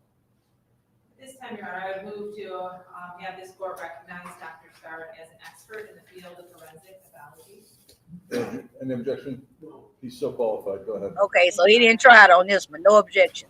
So, Dr. Starr, I'd like to direct your attention back to December 27th of 2022. On that date, did you have an occasion to perform an autopsy on Maya Kelly with the date of birth of April 20th of 1999? I did, yes. Can you please describe how the victim was clothed at the time and if she had any blood on the clothing? Yes, she was at multiple articles of clothing that included green pants, white shirt, gray underwear, tan bra, a blue bathrobe. There are also multiple items of jewelry, including an earring, earrings. There were other items of jewelry as well, a white metal hoop in the right side of the nose, and various personal items with the body. As far as whether the clothing had blood stains, I don't recall specifically. There weren't any injuries other than head injury. So if there was blood on the clothing, it would have come from the head injury. Remember, she got shot Did you through perform that autopsy on December through 27th of people. 2022? That's correct, yes. And what was the date and time of her death? Date and time of death was December 26th at 9:51 p.m. day after Christmas. What was her height, weight, and age at the time of death? So her age, based on the date of birth, so the listed age was 23 years. She's 64 inches or 5 foot 4 inches and 115 pounds. Did you observe any external injuries? I did, yes. Can you please describe those to the jury? Yes, the most significant external injury was a gunshot wound to the head. This had an entrance on the left side of the head below the earlobe area was the entrance wound. No exit wound was identified. There was no exit wound. No exit wound, that's correct. Are any photographs taken during autopsy? Yes, Okay. so I'm gonna put the banner the up. autopsy, the documentation of the autopsy includes autopsy report that I dictate after the autopsy. Photographs are obtained for documentation, and then diagrams are drawn as well. And photographs are important in the autopsy because they're really the best method to demonstrate injuries on an individual. So besides the external examination, did you also perform an internal examination? I did, yes. Your Honor, at this time, the people would move to admit exhibits 66A, B, and C, which are photographs taken during the autopsy. And I believe Mr. Kirkbrowne stipulated to those. Is that true? Yes. All right, so 66, A, B, and C are admitted. Thank you. And so I would just note for anyone in the courtroom who does not wish to see these images, we will be showing them at this time. Okay, so we will be covering them up here on Seymour. I'm looking. So first, Dr. Starr, I'm going to show you what has been admitted as People's Exhibit 66A. And I see you do have a laser pointer already in your hand. Wow. Yes. So if you could please describe to the jury what we're looking at here. Yeah, so this is the accurate photograph of Ms. Kelly at the time of autopsy, showing the gunshot wound here underneath the left earlobe. And there are also several other wounds surrounding this gunshot wound. These wounds are what's referred to as pseudo-stippling. Or stippling is a term that's used when there's unburned powder. If the end of the barrel is close enough to the skin surface, when a shot is fired, you'll get unburned powder that may cause tattooing or stippling on the skin surface. Now, in this case, it's not true stippling. It's not from powder that's caused these abrasions and defects here, but it's actually particles of other materials such as wood or metal or plastic or what have you, consistent with the bullet going through an object before it strikes her. So in this case, there's evidence from the scene indicated that she was shot through a door.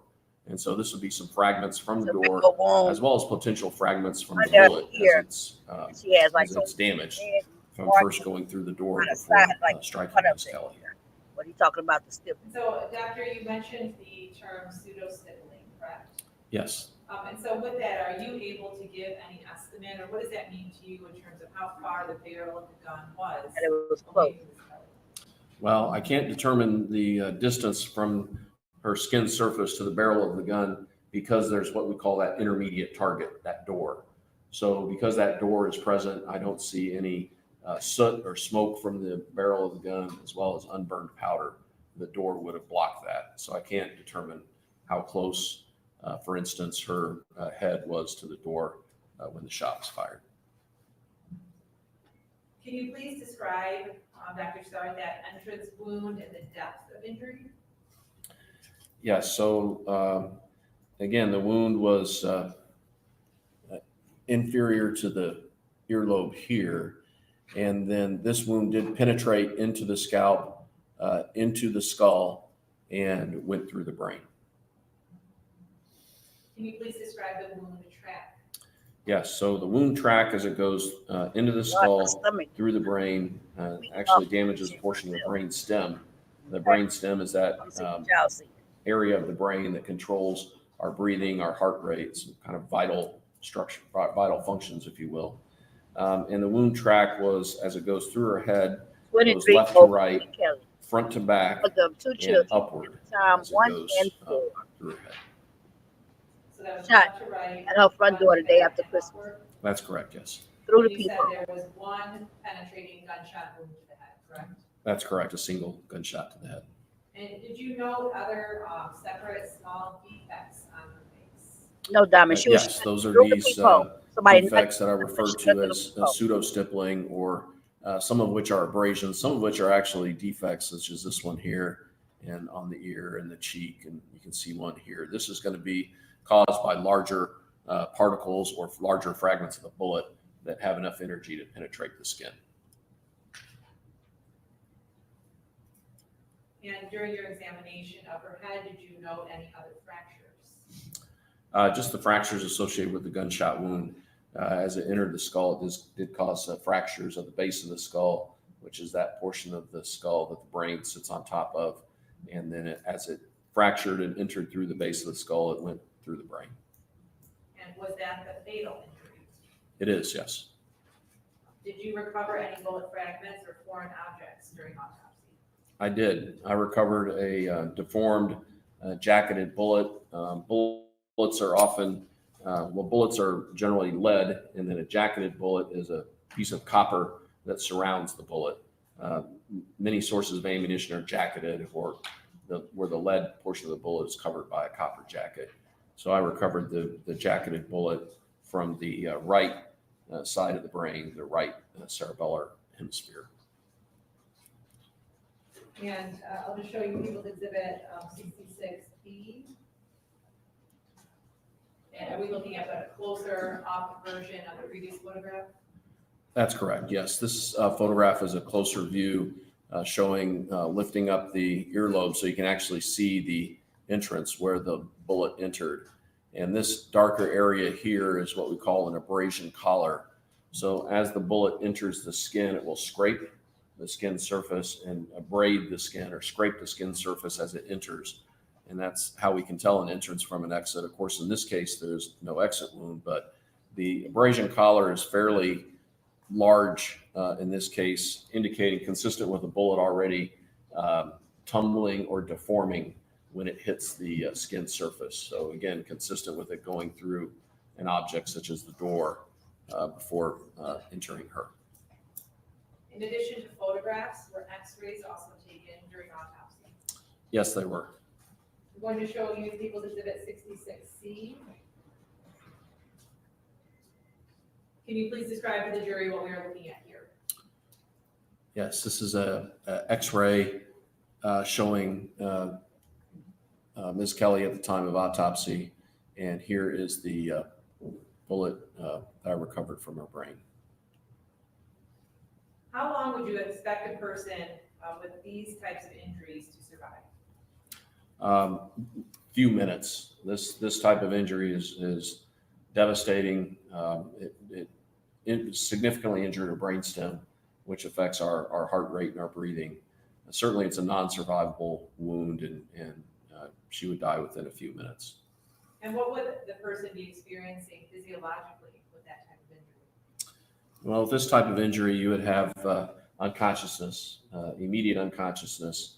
So the person would just collapse where they were shot. They didn't think that They would not have any sort of purposeful movements. They may have some seizure type activity as the brain loses oxygen, but there'd be no purposeful movements and immediate unconsciousness. During autopsy, did you note any other evidence of disease or serious illness? No other significant findings at autopsy. Perfectly just, helpful. Incidental I mean, findings healthy. that were not contributory to her death. Was a toxicology screen done? It was, yes. Blood and urine were both available, and comprehensive drug screens were performed on the blood and the urine, yes. Were there any significant findings from those screens? No significant findings. Her blood drug screen identified nicotine and THC, which is a product of marijuana. No alcohol in her blood drug screen. With your expertise coupled with the examinations you performed, what is your opinion as to the cause of death? The cause of death is the gunshot wound to the head. What is your opinion as to the manner of her death? The manner of death is homicide.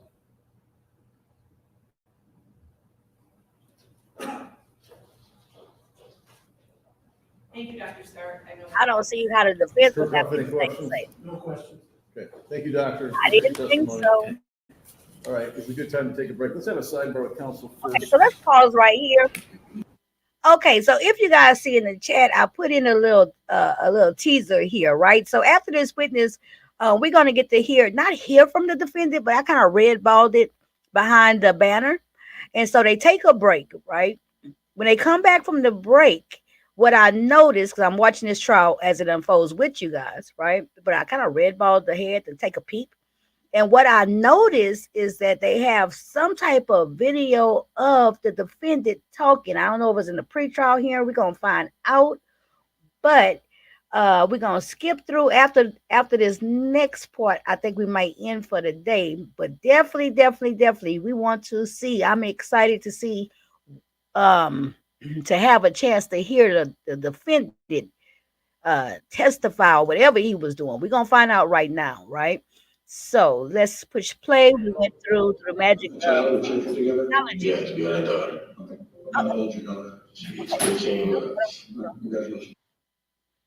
Let's rewind it. Let's see what's going on. Okay. Now who is this man? Trial and jury, live trial watch and discussion. State of Michigan versus Keyante New. Victim in this case was Maya Kelly, 22 years old, mother of two small children. Not through a door today. The defendant in the case is Keyante Newbern. This is in Grand Rapids. The trial ended actually on last Friday here on Seymour Lane. We don't know the outcome. We're going to deliberate ourselves once all testimony has been.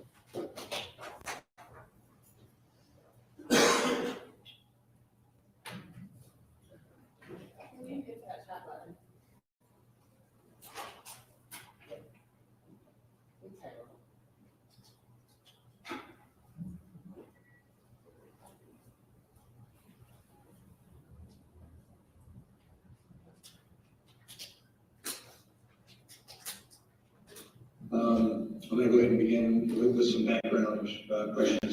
What is your current address? 4195 Childhood Drive, Northwest, Comstock Park, apartment 2. And how long have you lived there? That's my mother's address, but she been there like 7 years. Okay. What's your mom's name? Rose Sophia Cross. You have a cell phone? Yes, sir. Wait. Let me pause it. I want to see. We just saw them come back. I don't see whereas they said what we listening to. Hold on. Let me see. Did I miss something? Maybe the camera people didn't come back on screen fast enough or something. Let's see. I'm trying to find if they're going to tell us what we're listening to. Don't look like. Hold on, y'all. That was know what we're listening to.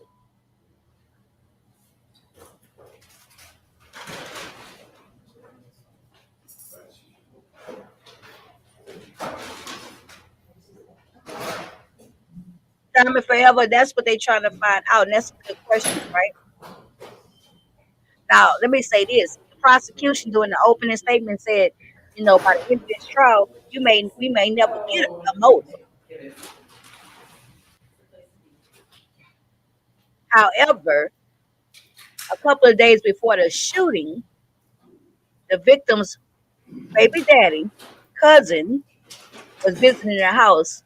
The cousin-in-law goes down the street, commits some type of crime.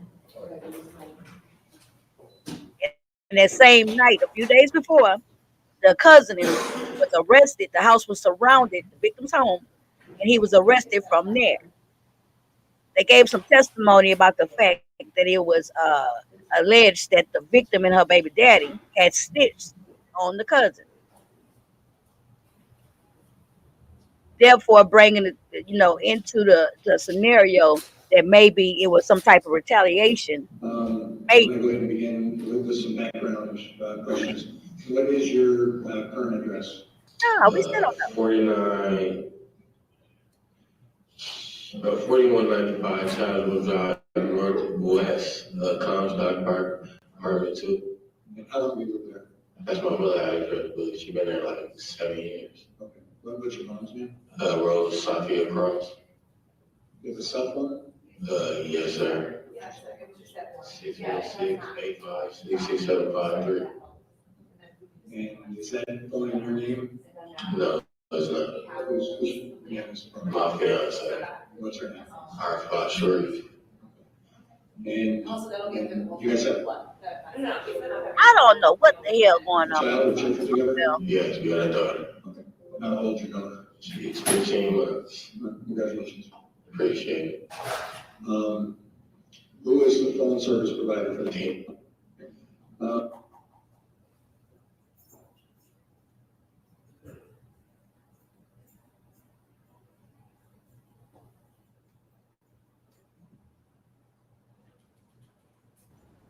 Okay, we're gonna see what's happening in a second here.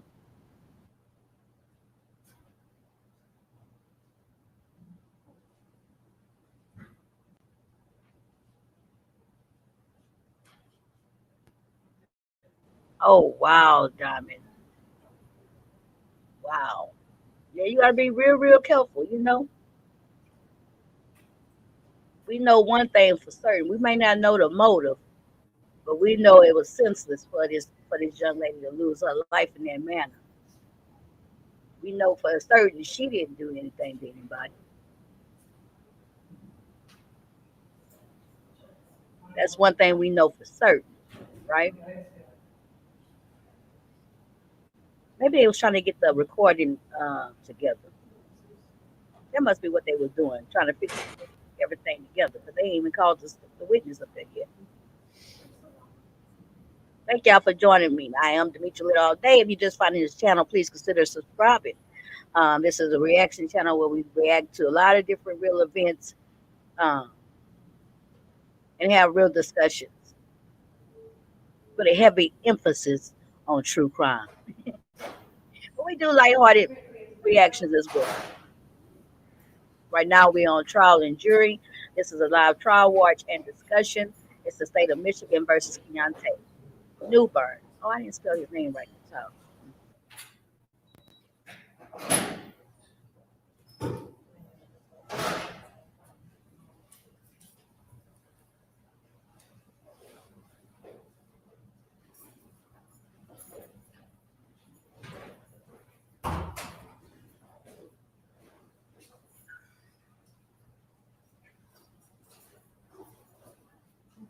At this point of the case, if you're coming in new, what's happening is right now the prosecution is still putting forth its case. They've been able to show surveillance video of the getaway car with what seems to be what they're alleging. I haven't checked my IG yet. Let me go on there. But didn't you also send me? Somebody also sent me a picture of a security camera.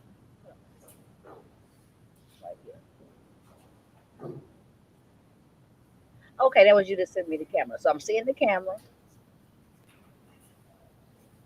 Oh, you can see me the cell on the camera. Now he waving at people. Wait a minute. Wait. Are you kidding me? Now he happy to see people coming in the trial. Okay, here we go. Not his pants down, his shirt untucked. Oh Be my. seated, please. While I'm thinking about it, I'll do this tomorrow if I remember. I usually do, but sometimes I forget. But Mr. Newbern, I wanted to address you directly. I'm Judge Quist. Obviously, we're sitting through this case together. I just want to let you know that you have the absolute right to testify and not to testify. Do you understand that? If you choose not to testify, I will instruct the jury that they cannot use that against you. Hold on, I didn't talk all the way through the hold on. Okay, so let me see what he's saying. But I got everything now, lady Steph, but I'm gonna definitely check it out. Let's see. Hold on, I didn't skip. Hold on. Okay, let's go to where he stand up. Boom. Okay, let's start from right there. Let's put this like this. Let me make it a little bit. Now, this is not the time to make it like that. Let's do it like that. No, I should have had it how I had it. How about that? Okay. All right, let me listen. Be seated, please. While I'm thinking about it, I'll do this tomorrow if I remember. I usually do, but sometimes I forget. But Mr. Newbern, I wanted to address you directly. I'm Judge Quist. Obviously, we're sitting through this case together. I just want to let you know that you have the absolute right to testify and not to testify. Do you understand that? If you choose not to testify, I will instruct the jury that they cannot use that against you. Do you understand that? You have to make that decision right now. I'll try to remind you tomorrow as well, but I wanted to get that on the record, okay? All right, thank you.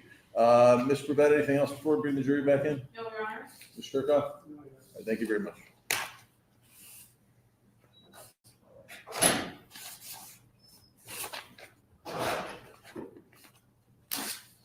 Oh, to answer your question, lady Steph, I hadn't watched it yet, but I'm gonna watch it after this.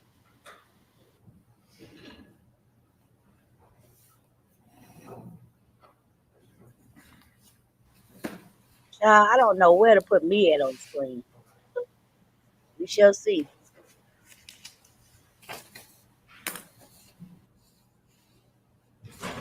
Again, this is a trial taking place in Grand Rapids, Michigan. coming back from a break.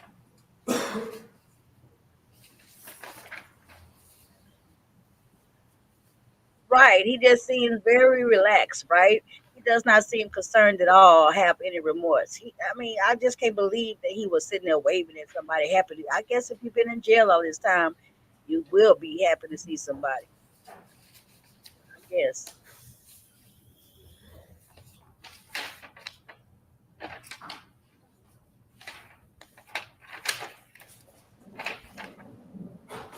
All rise for the jury, please.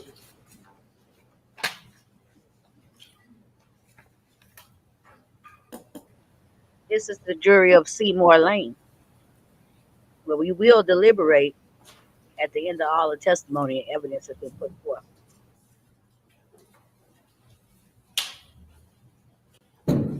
Be seated, please. Right, let's go. Ms. Pravet, next witness. Thank you, Your Honor. The people call Detective Sean Bull.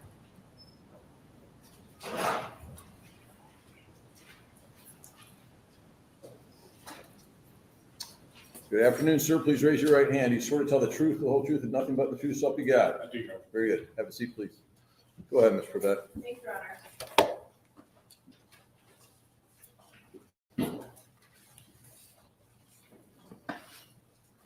Good afternoon. Good afternoon.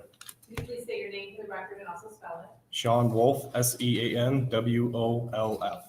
Thank you. How are you currently employed? I am a detective with the Grand Rapids Police Department. How long have you worked in that capacity? A little over 4 years. And did you have any other police experience before coming to Grand Rapids? I did. For 3.5 years, I was a police officer in the state of Wyoming in the city of Gillette. What was your assignment back on the day of this incident on December 26th of 2022? I was part of the major case team. And what types of cases does that team investigate? Violent crimes, as described by Detective Romero, homicides, gun crimes, essentially most violent crimes. Were there multiple? And please, let's take note. The same way that we seeing these different things, the same things that we're noticing, the same type of feelings that we're coming to, that's exactly, the jury sitting there, they see the same thing. They see him with his shirt untucked. They see how everybody just leaning back. They see a lot. I mean, the same things. We're just as new to this case as that jury was. Let's go. Multiple detectives assigned to this case. Yes. Were you or are you considered the lead detective? Yes.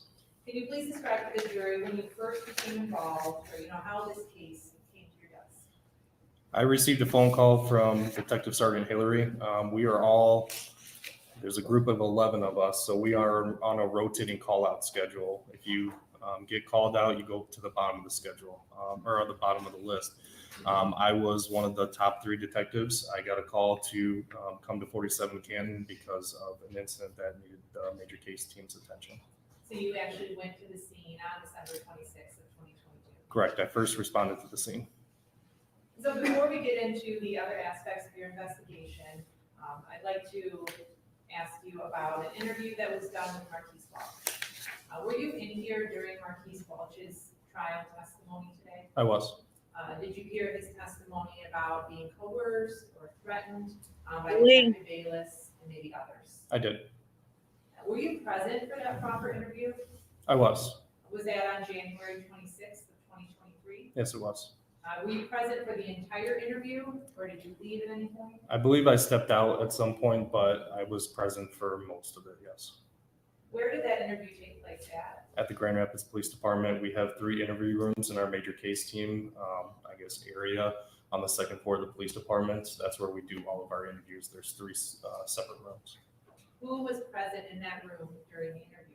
Myself, Detective Bayless, Teresa Patel, attorney for Mr. Welch and Mr. Welch. So just the 4 of you. Correct.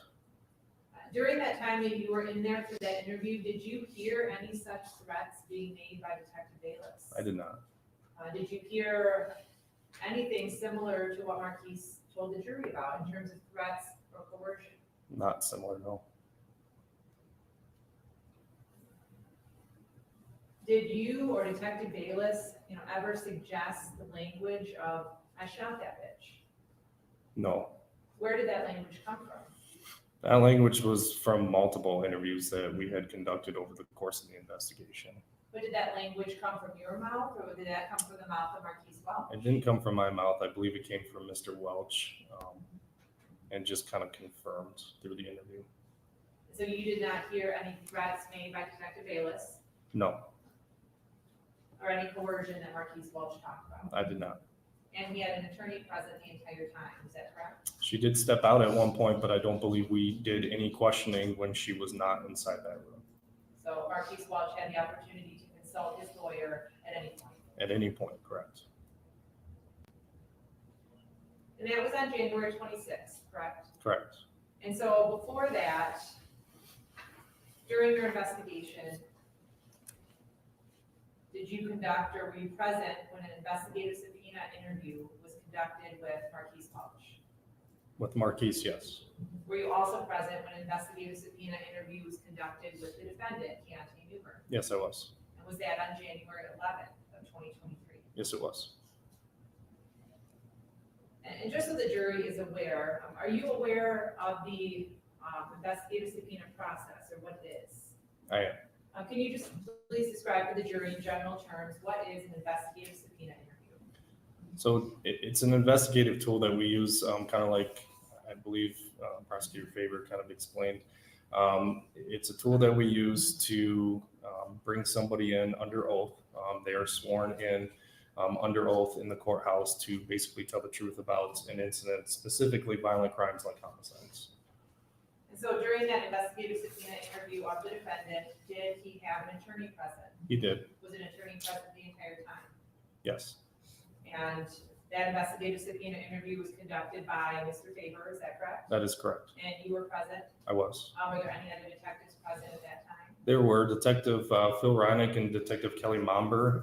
They were part of the two who transported the defendant from Lansing to the courthouse. And was there anyone else present in the courtroom during that interview? No. Was that interview recorded? It was. And was the defendant read a series of rights that go along with the investigative subpoena interview? He was. And again, he had an opportunity to consult with his attorney, who was present the entire time. Correct. And were a number of questions asked of him during that interview about this incident? Yes.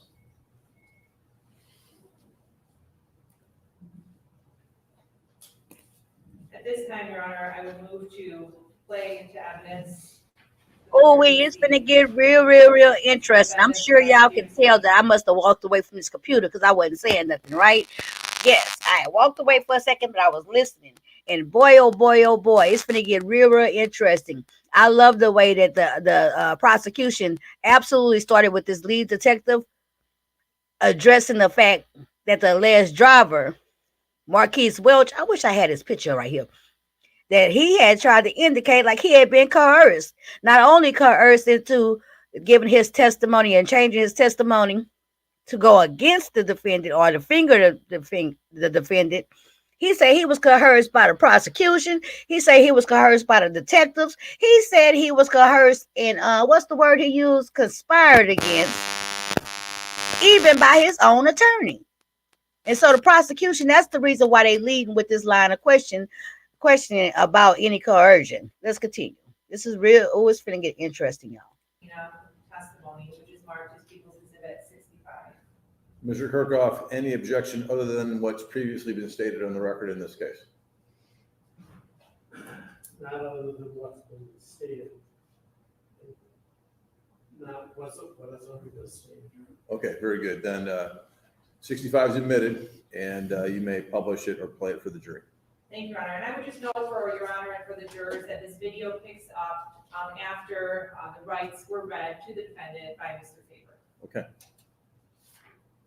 And it's approximately 26 minutes long. All right.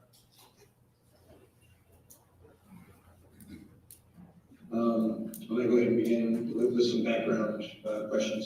What is your current address? 4195 Chaswell Drive, Northwest, Comstock Park, apartment 2. How long have you lived there? That's my mother's address, but she's been there like 7 years. Okay. What's your mom's name? Rose Sophia Cross.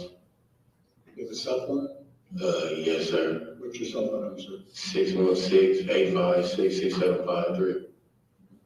And is that phone in your name? No, it's not. Whose name is the phone? My fiance, What's her name? Arfa Sharif. And you guys have a child or children together? Yes, we got a daughter. Okay. How old's your daughter? She's 15 months. Congratulations. Appreciate it. Who is the phone service provider for that number? T-Mobile. T-Mobile. How long have you had that phone?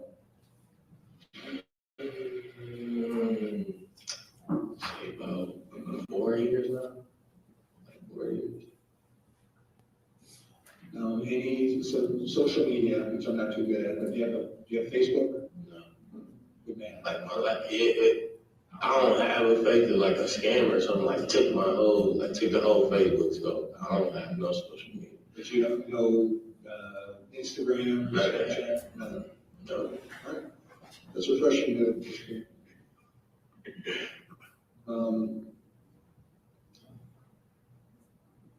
you have a vehicle that you is your daily driver. No, not no more. I had a vehicle, but I don't got no vehicle no more. When was the last time you had a car? I say 6 months ago, since I've been on unemployment, because I crashed it. It was a Chrysler all black. I crashed it. I got it from my working. It was like 8 months. I said 8 months.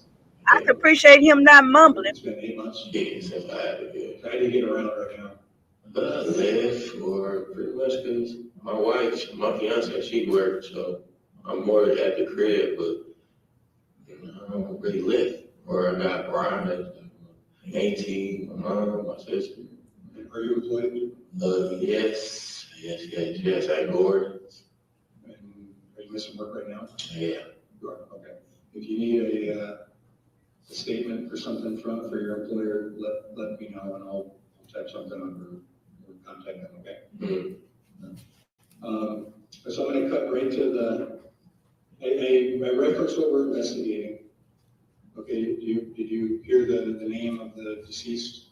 Yeah, I heard that. Okay, I told you the location, 47 Canton in Grand Rapids. Yeah, you said the location. Okay. Were you in the area of 47 Canton Street Southwest back at the time of this incident, December 26th last year, about 9:50 p.m.? Say it again, repeat. At the time that this murder occurred, Mm-hmm. were you present at or near 47 Canton Street Southwest? And that was December 26th of last year, about 9:50 p.m. You keep saying last year, my bad. Cause I keep, we in a new year. I'm like, you saying a whole year. But no, sir. No. Do you know where you were that day? I can say I was leaving and I was drunk. Cause right now I'm intoxicated, but I was drunk. So I went straight home. And my wife, my fiance, do that. But Leaving from where? party, it was a little get together. He was having a little video shoot. My friend was Isaiah. He about locked up because he was going through some weed and having a video shoot. Got intoxicated there, and I left from there, and I went home. I was drunk, so I was drunk.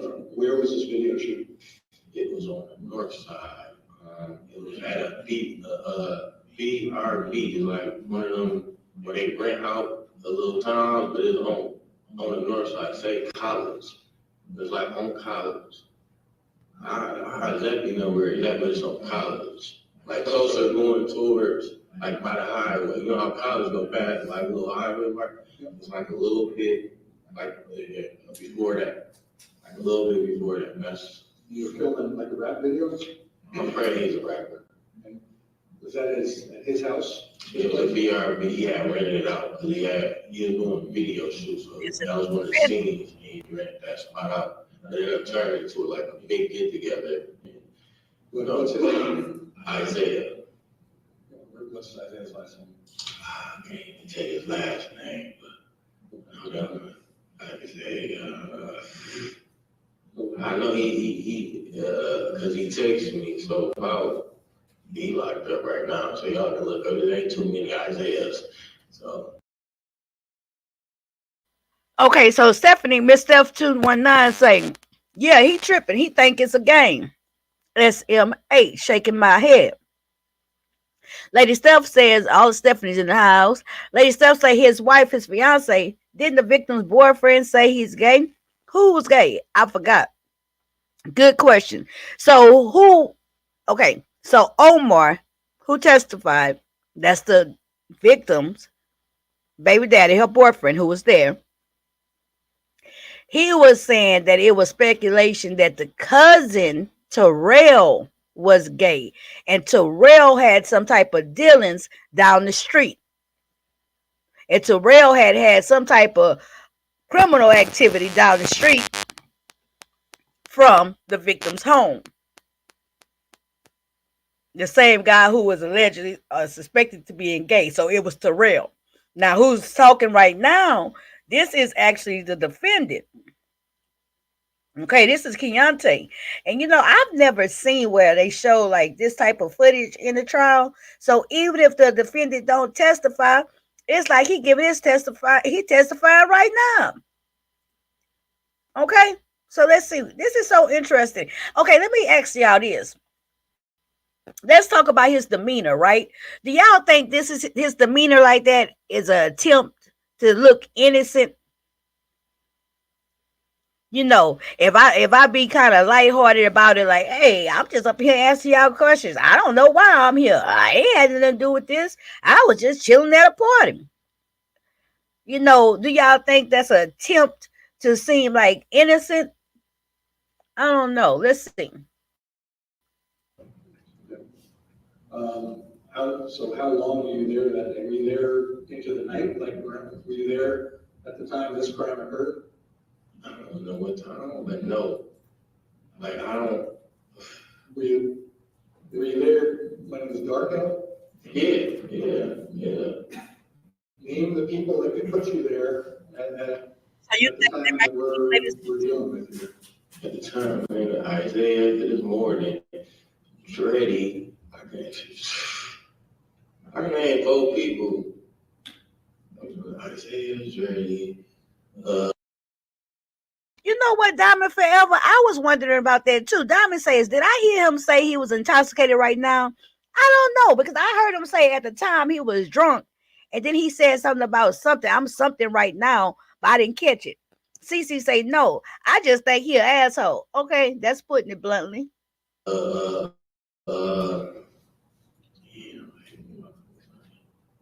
Isaiah, Dreddy, Tori. Tori was there. That's a female. Tori was there. I remember hugging up on Tori. One more.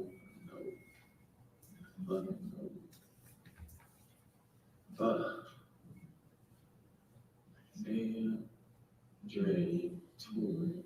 Lady Steph say, yes, you heard him correctly, Diamond. That fool did say I'm intoxicated right now. Man, it's off them Dreddy. It was more people. There was way more people.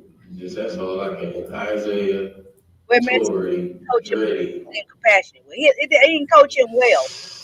Miss Steph say, yeah, he makes him look guilty, very guilty. Diamond say, well, damn. Man. Live reaction. This is a trip. Man, I just say Isaiah for real, because he confirmed me without a doubt, yo. Like I was really intoxicated. I came like for real, I was drunk, so like, and I'm excited. I'm high right now, like, Girl. I'm very like that's my bad, but y'all caught me at the very wrong time. Okay. So in relation to that, as I'm asking. Boy, this is where they say this is your brain on drugs. Okay. He keep doubling down on the fact that he's super high right now at the time of this testimony at this hearing. And guess what? His life is in the balance. We talking about murder one, premeditated.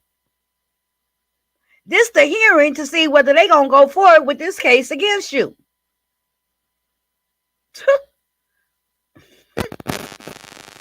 Let's go. You're giving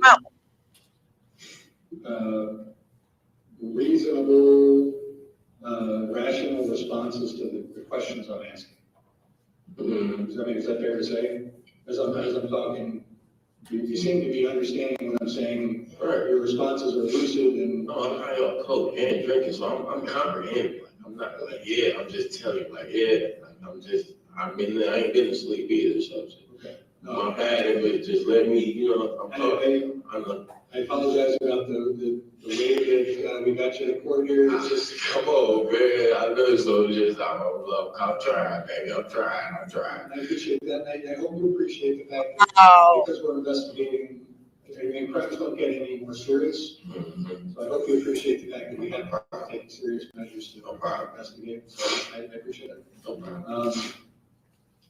Do you know the person who was killed, Maya Kelly? Do you know that person? No.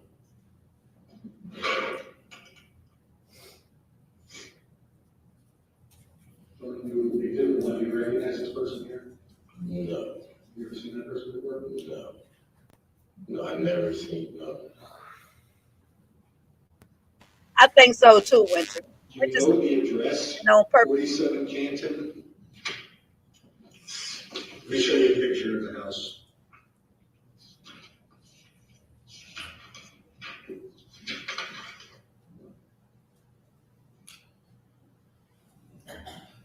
Exhibit 15, and then it's the same image, but it's also color.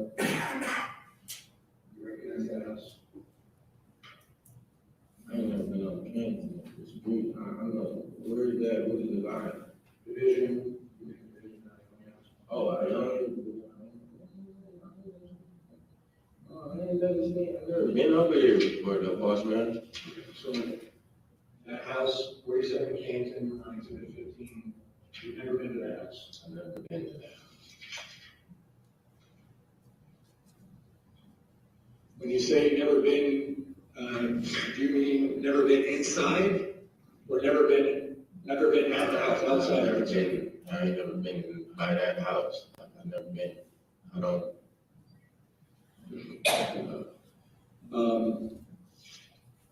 Do you know anybody that is associated with that house? Anybody that stays there or stayed there? I'm really good. That's not my side of town. Like, that's not, I can't even be over there. Why? That is not my playground to be at. So I'm from the south side, Bemis area. Over there, I can't even go, can't be around. Do you have any, when you said Bemis, that made me think of something else. Do you have any, past or present, do you have any gang affiliation? Wow. Because they killed my best friend, so like, I don't really. Bemis good? Yeah, like Keith Rosa. Yeah, I'm sorry for your loss. Can y'all believe this clown? Oh my God. I'm trying to say.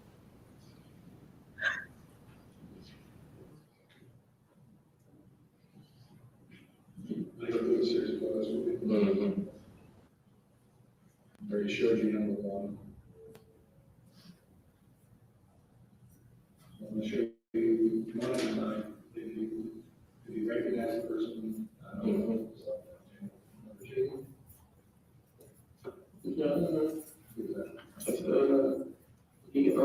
He set up the little Horton boys. Like this is Terrell, my cousin. You know what I'm saying? Friend. I know. Pause. Okay. So Terrell, here go the introduction of Terrell. He's saying this. He knows Terrell. He's saying that's his cousin friend. I know y'all hear that, right? I know he just said that. But let me tie it together. Terrell is the cousin of Omar, the victim's baby daddy.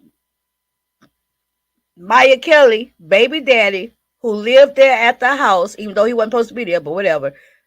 Omar's cousin came to visit them at their house a few days before. When he came on that visit, Terrell, the cousin, he went down the street and did something criminalistic. I think it was like a robbery or something. And he was arrested that night, a few days before. When this incident happened and Maya Kelly lost her life with that shooting through her door, when the cops came, they showed some body camera footage the other day. We saw it, where the police officers asked the Omar, the boyfriend, the night of this shooting here with her, he was like, do you think this has anything to do with Terrell? So that's why they bring it in. How do you know? Do you know? And right now on this tape, it's very telling that he has no problem recognizing Terrell at all. All right, let's go. I didn't rewind it too far. Okay, here we go.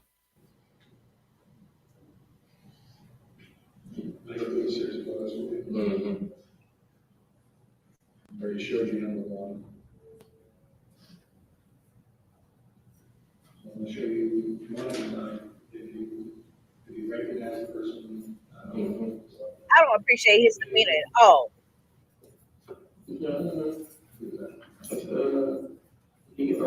He set up the little Horton boys. Like he this is Terrell, my cousin, you know what I'm saying, friend. I know who he is, but and they had, man. I ain't seen him in a minute because him and Terrell got into it when we was on the phone. Yeah, and they were talking about Marshawn because we was supposed to go on Marshawn grave site. That's where I really thought this was over. Terrell at the grave site shit, and he was talking to him, trying to ask him like, where's the grave site at so he can piss on it. So like I know that people are trying to do it to be bad. I don't know. I don't recognize the person. No.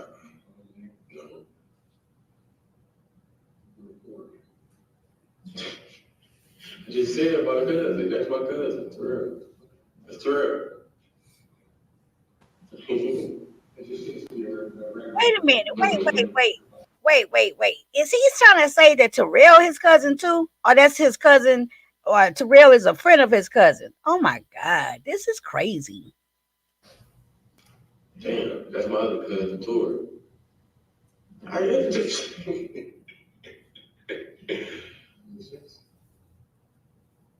I don't recognize him. No.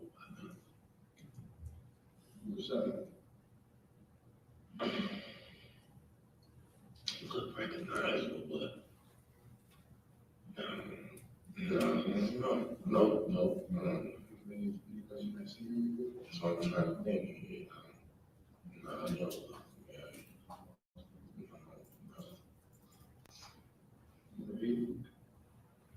That's cardboard. I know that is. Since he got out the joint.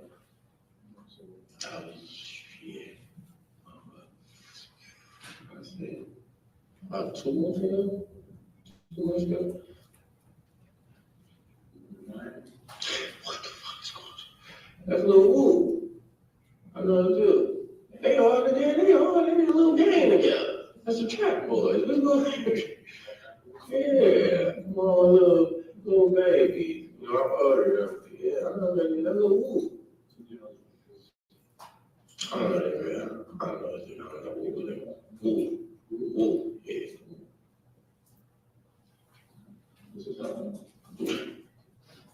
That's my crazy looking ass. Sure. Are you serious? Are you freaking serious? Right? I am so, oh my God, I'm so offended by these oh my God. Miss Steph he just said Terrell is his cousin. Right. I mean, he must be really super duper high. Because at first he said that was Terrell, a friend of his cousin. Now he's saying Terrell is his cousin. So if Terrell is his cousin, that means that him and Omar, the victim baby daddy, they might be cousins and related too, which might explain why Omar sat up in that courthouse and acted a plumb fool, act like he had something better to do, act like he wasn't testifying about the murder of his baby mama who was shot right in front of him.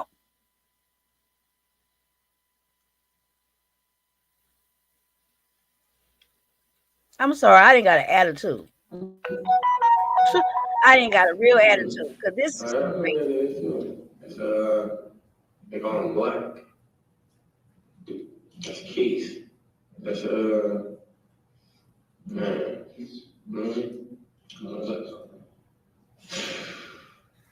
Shit. I think he said since he got locked up, and I was like, what? I don't know, you know, I go like three.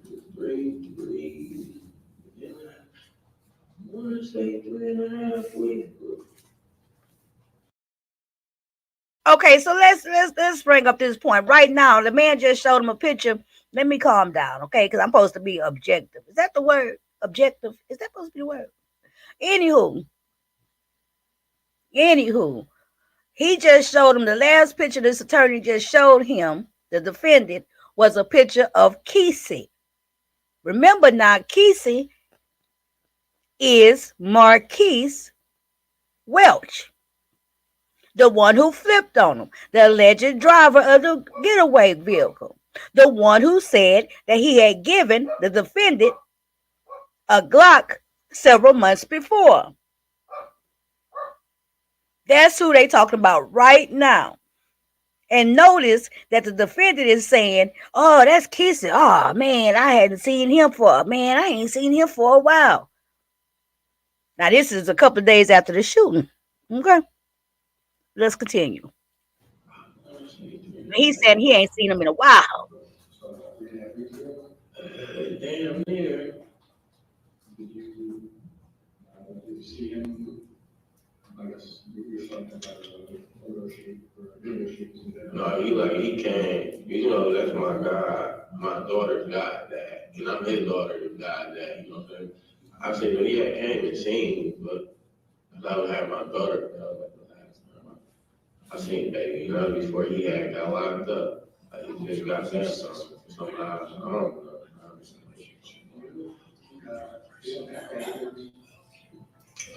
He drives a silver, what is the motherfucker called? SUV Dodge. Dodge. Yeah.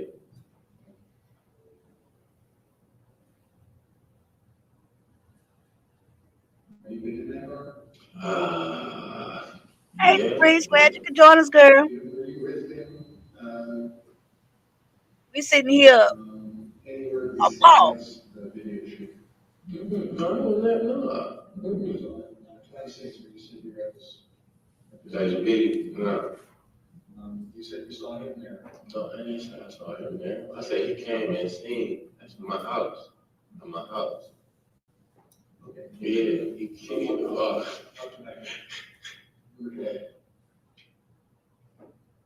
I don't recognize. No, I don't recognize.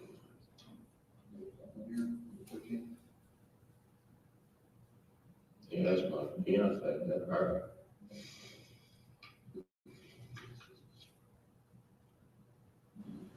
I would think seeing a lineup of all these people you know would sober you up a little bit. See, this is serious. How do you know that person? No, so nevertheless. He the one who hold the tight keys. The last one, that was holding tight keys. He was there when tight keys died. That's his best friend.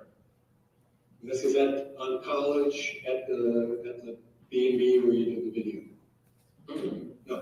Oh, Keith. No, I'm saying that's tight keys. We are like best friends. That's he. Like my friend that passed away. That's both our best friends. Okay. Like, yeah. Did you see him on December 26th? You've already testified about being at this video shoot at B&B on college. Mm-hmm. Was Keith there? No, I wouldn't know. I'm not knowledgeable enough. The nigga would have gave me a ride then. What's that? I said he could have gave me a ride then. No, he wasn't. I was able to know he wasn't there. He might have given you a ride. Total different story than the one Marquise gave. Total different story than what the guy, what's his name was? Isaiah gave, the one who hosted the party, who had the video shoot. Also, total different testimony than what that girl gave. the one who just wanted to smoke some weed with Marquise and called him, and she was shocked because Marquise pulled up to smoke with him in the back seat. We just heard all them testimonies. Let's continue. Right there. No, I said he would have gave me, I would have got a ride from there, like, yeah. But it's your testimony that you didn't. No. No, he wasn't. I did not see him there. Like he was not there. Like, Did you see him at all that day? yes, Tell me where you saw him. I saw him at my house. That was the only last time I saw him was at my crib. He pulled up, said hello, because he lives right by me on 44th. His baby mama stayed on 44th. I live on 30. My fiance, I live over there. Stay on 36, right here by the apartment. So he comes like it's quick action. But like that's what I said from that day, because bro was just he's on his own 1, 2, 3. Did you talk to him that day?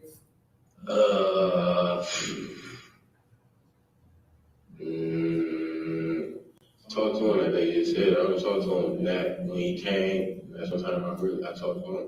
I talked to him over the phone and everything. And then other than, and was this at your place or in the parking lot? He pulls up to my place and comes in.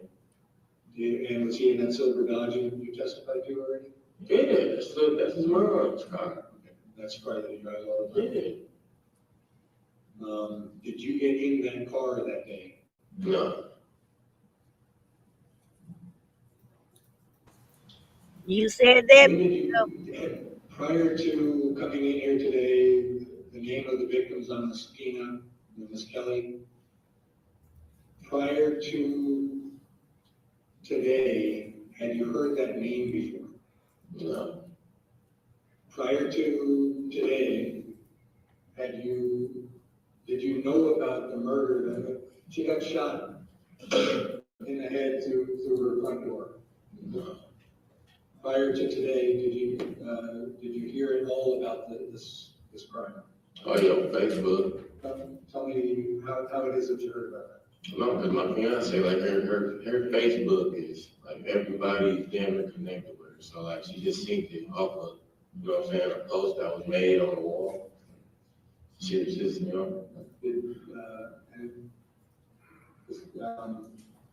Is that what you call it, Ari?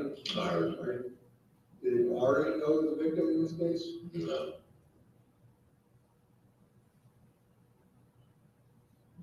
Do you know anybody that is, I might have asked this earlier, but do you know anybody that's connected to that house, 47 Keyante? I don't know. Nobody. Have you personally had any sort of disagreement or beef with anybody that's connected to that house? Never. Do you know anybody that has any sort of disagreement or beef with anybody connected to that house, to your knowledge? No.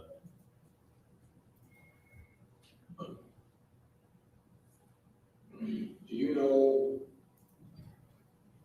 anything more about the crime that we're investigating? And maybe I just haven't asked the right question, but do you know anything more about this crime? Because we're not going to stop investigating it. It's a murder.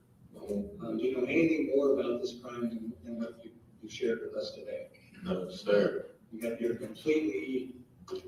just completely shocked that you're even here because I really thought this was the graveyard, because the graveyard shit, because when bro got, he was talking about he had killed somebody, so really I'm already thinking I'm bullshit because I was with him when he did that, but I left, you know, so I didn't know what really happened, so I didn't know what this was, for real.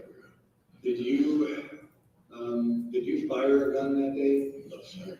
Did you possess a gun? Did you possess a gun that day? No. Did you see a gun that day? No.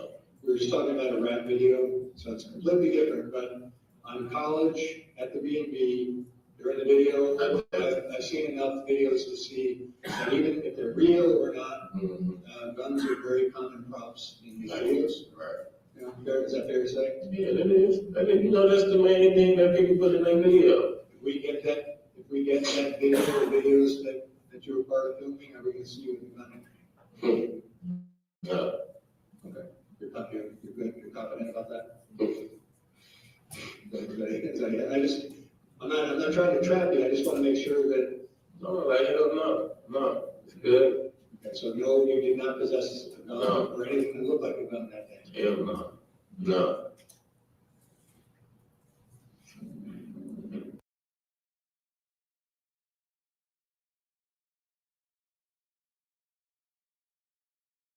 Lady Steph, not a problem, not a problem. So your question was, it ain't no need to forgive no questions. That's what we're doing.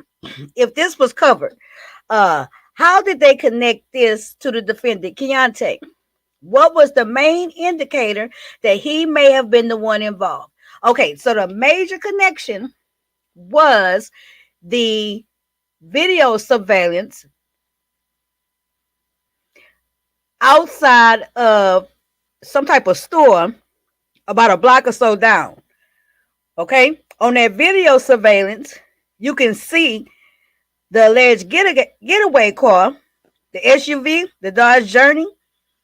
And also, okay, they had that surveillance footage where you can see the getaway car allegedly pulled up in front of it with the lights off, and then just kind of like sitting there. And then the next thing you see is somebody running from seemingly out of nowhere off the thing, running up to the getaway car.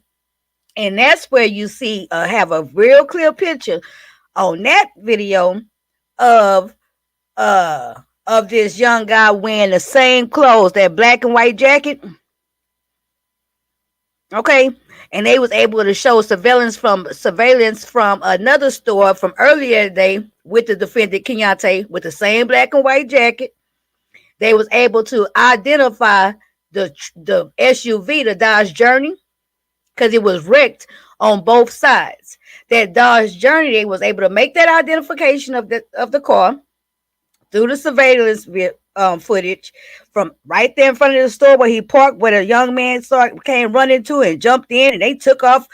And he, he didn't even cut the lights on. He drove off fast. I'm gonna show y'all that after he finished. And then also somebody on the street had a security camera down the street from the house, and the security footage from the residential camera showed the Dodge Journey, the alleged giveaway car. It showed that car making the block. They drove around the first time, then they drove around the second time, right? And after they drove around the second time, you sit there and wait, and what you see is a guy running from down the street, like on the way of the shooting, and running down the street. So that's what they say. That's how they was able. They found the car, the getaway car. They found that. Started piecing together that this dude was with him. Looked at the thing, and all the clothes and stuff like that seemingly matched Keyante's. And Marquise, the getaway driver, also put a Glock in Keyante's hand. Marquise also said that he drove the boy to that street. He hit the block. He also said that Keyante when he ran back and got in the car, that Keyante say, "Man, I shot that bitch." Mm-hmm. So that's how the connection with Keyante. Okay, let's see. It's all pretty circumstantial, but it's coming to me. It's coming together. You were picked up in Lansing for this investigative scheme, right? Probably a pretty surprised moment. Where you were brought in because the judge that authorized the petition waived the 7-day notice requirement. So you were basically brought here for the interview. We can take you back to Lansing. I ain't got no shoes on, yo, can you please? So we can arrange what happens from there. I just want you to know that I think we're done with the questioning. Okay. Can you think of anybody else that would put you somewhere else at the time this crime occurred, so we can cross you off of our list? Like, to put me there, that I don't even really care about Beyonce, but that's just like her staying consistent. She'll tell you, like, I was very, like, intoxicated and I came home. Like, I was very. Tell what time you came home, you got home that night. say at least with my best of knowledge of mine. And then start looking at the time. It was night time. I say like 10, like 10. So you get home around 10 o'clock. Like 10 or 11. Okay, ladies, still.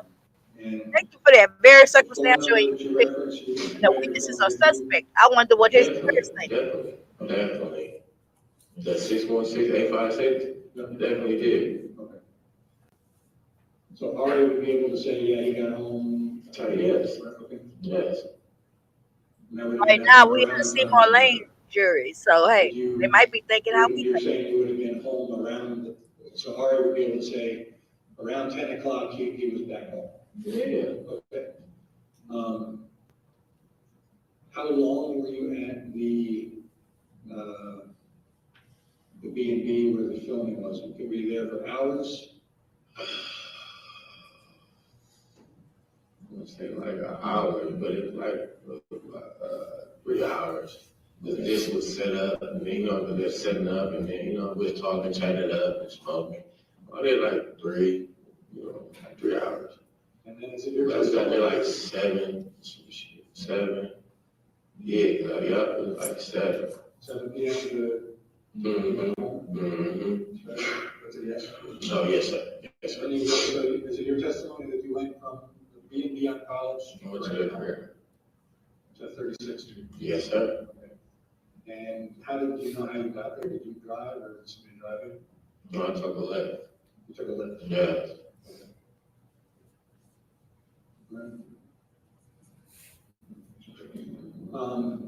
So I appreciate your time. The testimony that you've just given is under oath. It is subject to prosecution for perjury. If anything you testified to is knowingly false. If you did testify falsely about anything, you'll have an opportunity right now to correct the record without there being a penalty. Is there any portion of your testimony you'd like to change? No, sir. All right, thanks again for your time. We'll take a second. Get the clerk out to turn the record off. Okay, so let's see how the prosecution Detective Wolf, the person frame that you it. just viewed in that video, is that person in the courtroom right now? Yes, Where is he seated at? at the defendant table over to my right-hand side, And what is he wearing? a blue shirt. May button the up. record reflect the witness that identified the defendant? Silver Fox. Thank you, Your Honor.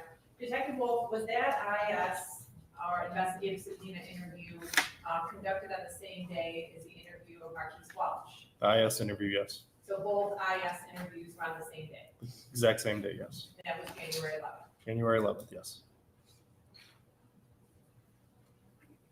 Do you remember what time that interview took place on January 11th with the defendant? I don't remember specific time. It was a little bit later. The shooting was on morning December time, though. 26th, remember? All the search warrants and everything that was done that day was done early morning.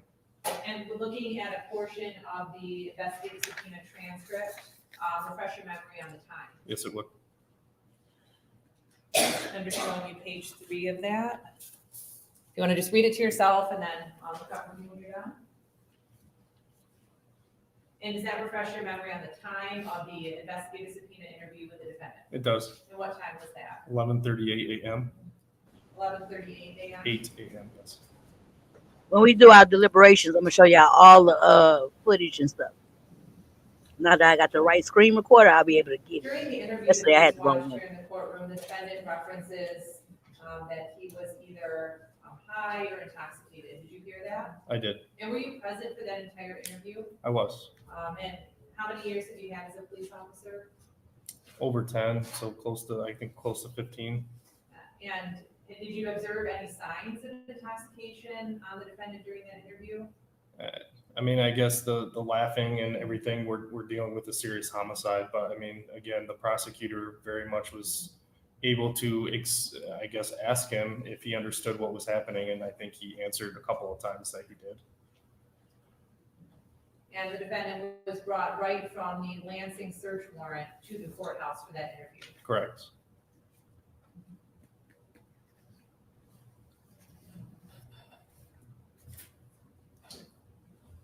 So during that IS interview with the defendant, was he asked specific questions about, things related to this case? He was. Specifically, what did he say about whether he had been at that video shoot on College on December 26th. He said he was there. During that interview, what did he say about whether Marquise Welch was at the video shoot with him? He said Marquise was not with him. He denied Marquise being there. Correct. And what did the defendant say as to whether or not he had been on Canton Street on December 26th? He said he was not on Canton Street. Did he say he had ever been in that area? He said he'd never been in that area. That is not his area. He's not supposed to be in there or be over there, excuse me. During that interview, what did the defendant say about whether he had been in Marquise Welch's silver Dodge Journey on December 26th? He said he had not been in it. And what did the defendant say about whether he possessed a gun of any kind on December 26th of 2022? He said he did not possess or handle any kind of firearm or anything that resembled a firearm that day. Mind you, this the same day that they got him. He talking about having been at the video, right? Shooting, recording. He's saying all that, right? But in the video, he's seen holding a gun. Child. And during the course of your investigation, did you discover evidence that showed otherwise? We did. During that IS interview, did the defendant give you any possible reasons as to why that shooting happened on December 26th? He did not. Did he indicate to you he thought it was all about a situation at the graveyard? Your Honor, I'm gonna object. She asked a question, he said, no, she did not, and then she goes on and answers. Sustained. New question, please, Ms. Burdette. So he did not give you any reasons as to why this might have happened? That's been asked to me. Sustained.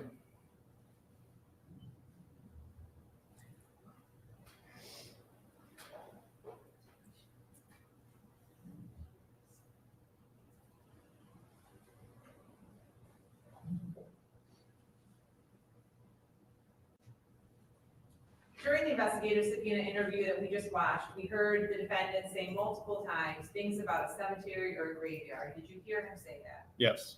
Did you have any idea, based on your investigation and the facts in this case, what that was about or why he was bringing that up? He had mentioned Terrell, who we identified as Terrell Franklin.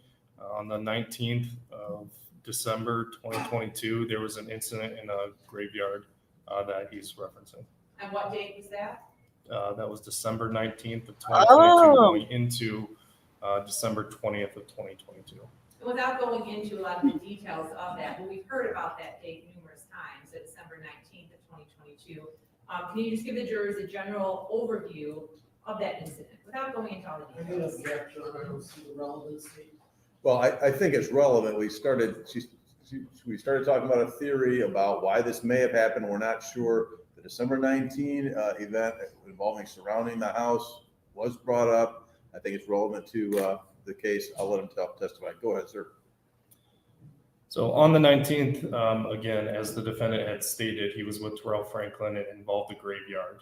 We showed the defendant a picture of Mr. Dana, Omar Dana, and that's how he brought up the graveyard issue The victim's between boyfriend is Omar Dana and Terrell. He said that they were on the phone and there was an argument between Terrell and Omar Dana about potentially pissing on a grave site or some sort of headstone.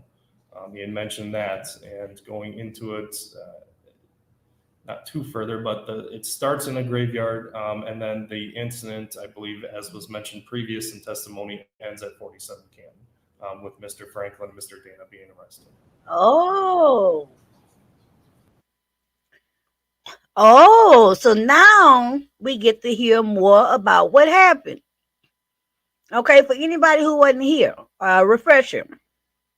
We just talked about Omar being the victim, baby daddy. We talked about Terrell being Omar's cousin. We know that down the street at 47, now we find out who the other person is. It's the other friend. So Omar, the victim's baby daddy, Terrell and the other dude got into it because one of their homeboys then lost his life, and Terrell was being disrespectful, saying that he'll go piss on their friend who just died grave. And that's how that night, a couple of days before the shooting that we on trial for, that's how Terrell ended up getting arrested at the victim's house.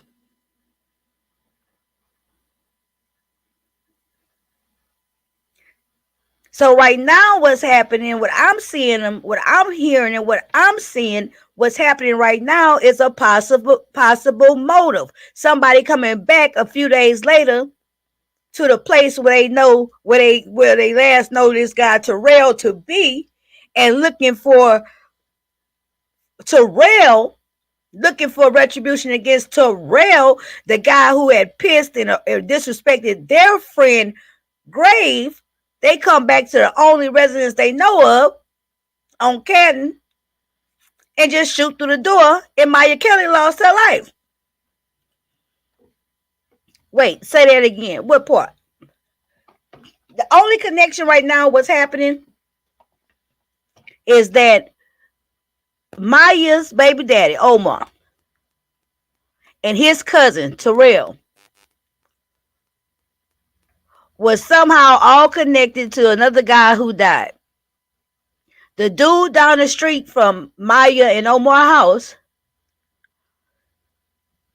he said some disrespectful stuff about their friend. No, Terrell, the cousin, said, it all got to do with the cousin Terrell. Okay? That's what I'm hearing. What I'm hearing is, they cousin Terrell got into it with these guys here, the defendant and his homeboy down the street. And it seemed like they doubled back to the neighborhood a few days later looking for Terrell and end up killing Maya. Mm-hmm. And during the investigative subpoena interview, the defendant acknowledged he had been with Crazy. Franklin that day. He did. He said he was in the graveyard with them. He was present when the phone call was made. And then he mentioned that he had left at some point. He left where? He didn't say where he went. He just said that he left the graveyard. So Terrell Franklin and the defendant were at the graveyard. Is that correct? Yes. And then at some point the defendant left. Correct. And later that night, Terrell Franklin is. Terrell did go to jail. That's what they're saying right now. See, Terrell and the dude from down the street, they went to jail that night. Okay. And Terrell and the other dude thought that they might have snitched. But you got to remember that Terrell had got into it with the dude down the street, which was this dude's friend. So basically, she didn't got caught up in this shit all through somebody and bad characters, nothing to do. That's why you got to be careful of the company you keep. You got to be careful of who you let in your life, because what they got in their life sure can come to you. You know what I'm saying? That's why I never been into gangsters. I'm telling y'all, that's never been my thing. I'm talking about even when I was a young lady, okay? When I was a young lady, I never been into dope dealers. I never been into gangsters. I never been into gangbangers. I never been into none of that. I like me a good, hardworking man. They come with good old, regular, hardworking man problems, okay? Let's see. Arrested at 47. Correct.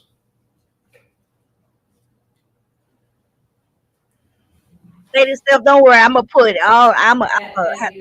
Detective Wolf referenced a couple times, is involved in graveyard. Without getting into all the details, what happened at the graveyard? We've been going on and on and on. This has already been denied a bunch of times. I think we're getting a little far afield. We've gone over this. We don't need to get into hearsay. So I think we need to move on, Ms. Prevett.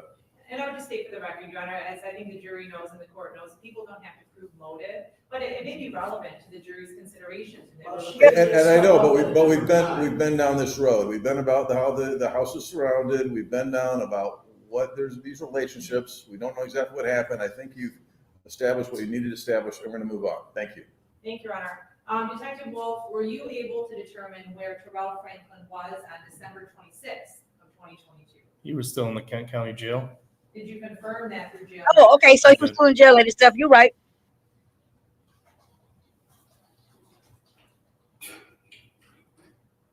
During the course of the IS interview that we just observed here in court, did Mr. Faber show the defendant a number of photographs? He did. Was a photograph of 47 Canton, the house, actually shown to the defendant? It was. And was the defendant shown pictures of other people? He was, yes. Was the defendant shown a picture of Omar Dana? He was. What did the defendant say about him? He referenced that his cousin, so the defendant said his cousin Terrell is friends with Omar Dana.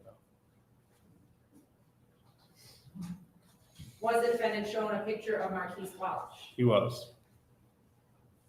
And what did he say his nickname or street name was? He said Black at first, and then he referenced him to be Keys. And did the defendant during that IS interview acknowledge whether he was close with Marquise Welch? Did they have a close relationship? It didn't seem like it was very close. He looked at the picture, and when he was shown the picture, it didn't seem like he was very familiar, or he didn't seem to be very familiar with Mr. Welch. Did he talk about? I thought that 16 hours was a lot. Eventually he did. When there was questions about Mr. Welch, he eventually mentioned that they were closer. But at first, when shown the picture, he didn't seem like he really had any close relationship with him.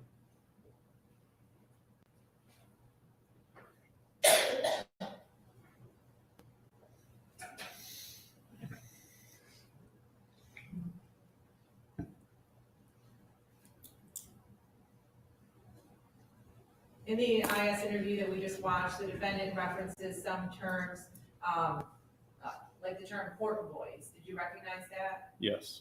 Just so the jury has some idea, what are Horton Boys? Horton Boys are a local gang, essentially. Gang. Also, the Gang. defendant references Venus. Did you recall that on the interview? Yes, another local gang.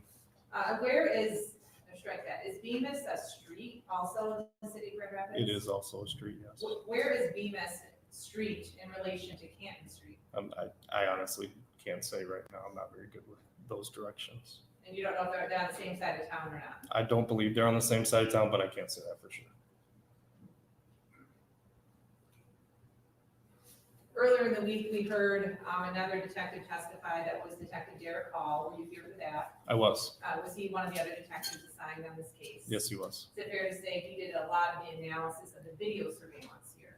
He did, yes. And you were tasked with other parts of this investigation.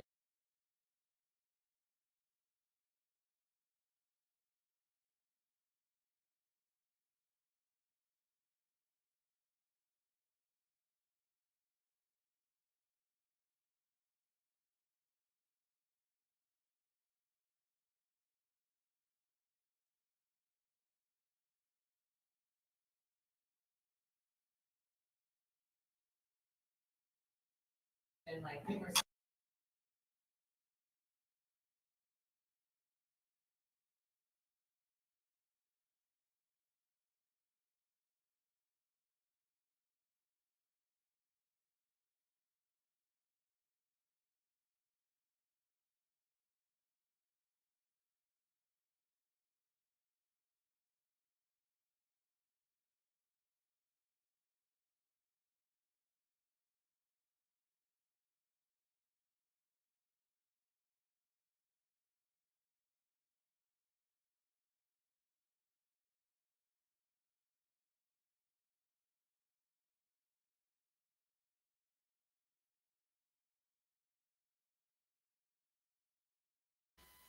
Okay, I think it's back on. Let's see. Correct. Correct.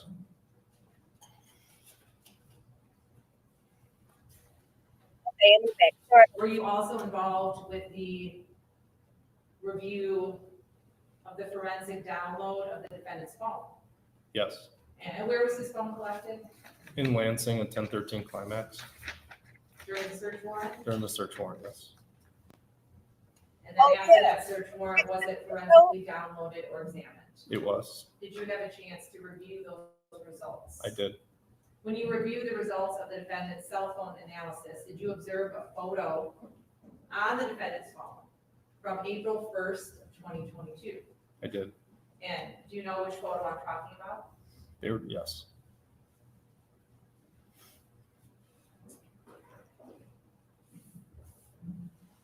While they doing that, don't forget, I forgot. They also showed they had used the forensics on the phone, got the phone records, and they showed in court yesterday the screenshots of text messages between the defendant Keyante and his homeboy Marquise, talking about come pick me up. And was this a screenshot of that photograph, or was that photograph turned over to us for purposes of this proceeding? It was. And what did that photograph show? It showed the defendant with a gun. And where was the gun at? I believe it was in his pocket of his pants. And what type of gun was it? It was a Glock. Are you familiar with Glock handguns? Yes, I am. Wow. We carry them as our general duty weapons. We have two different kinds that I carry, one being a Glock 26 for detective purposes, I guess. And then a 17 is our when we're on patrol.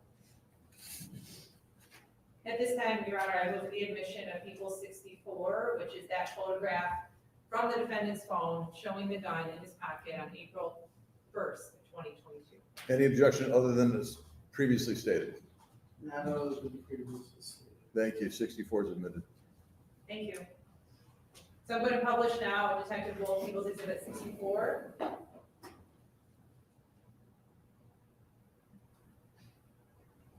Is that the photograph that you were just describing? Yes. And is that a photograph from the defendant's phone that was collected in Lansing? Yes. And what type of gun is depicted there? Again, it's a Glock. And just so you can describe it for the record, where is it at, and just what's happening in this photograph? So it looks like it's being pulled out or partially pulled out of his pants. There's a hand around the handle of the gun, and then some of the slide is inside of the pant pocket. And do you know where this photograph was taken?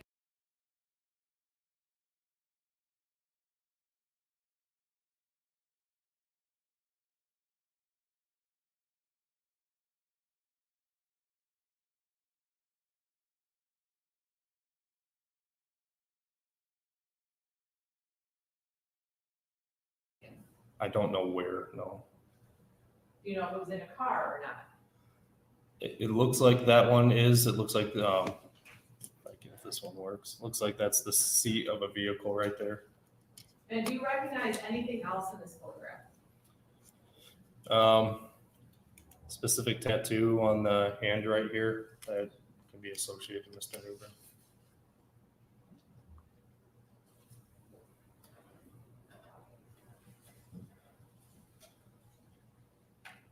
And as we zoom in on this photograph, can you make out anything here? It's kind of hard to see if maybe the lights could turn down.